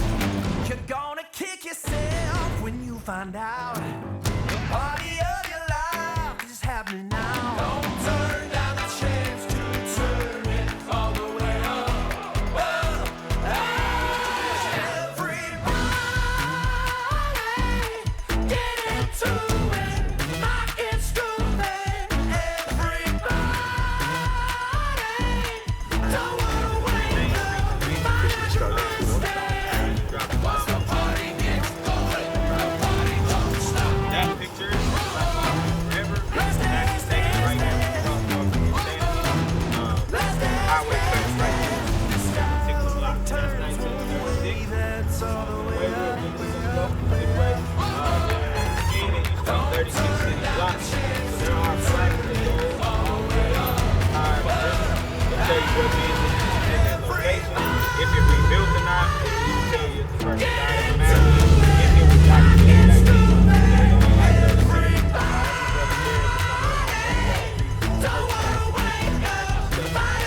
city. Right next to Tulsa.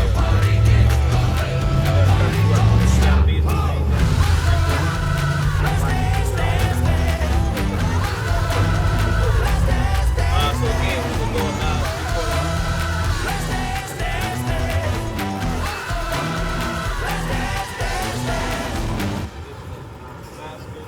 right at that railroad track. Next time the railroad track is Greenwood, that's how it starts. So we're gonna walk down here, the very first place you're gonna see. And then from there you'll see more. We'll stop right at the tall building. Now point towards the mountain.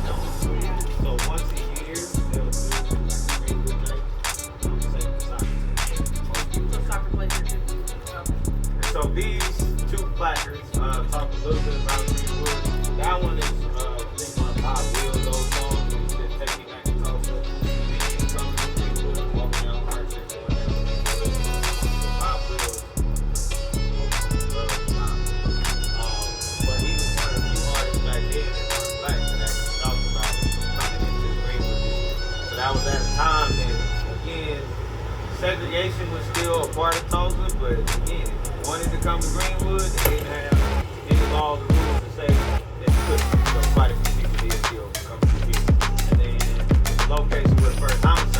somebody during the massacre is actually right out here. So, gentleman's last name is Phillips. But this is where he was. And then Frankfurt Street was right here this morning. I can point out where he was.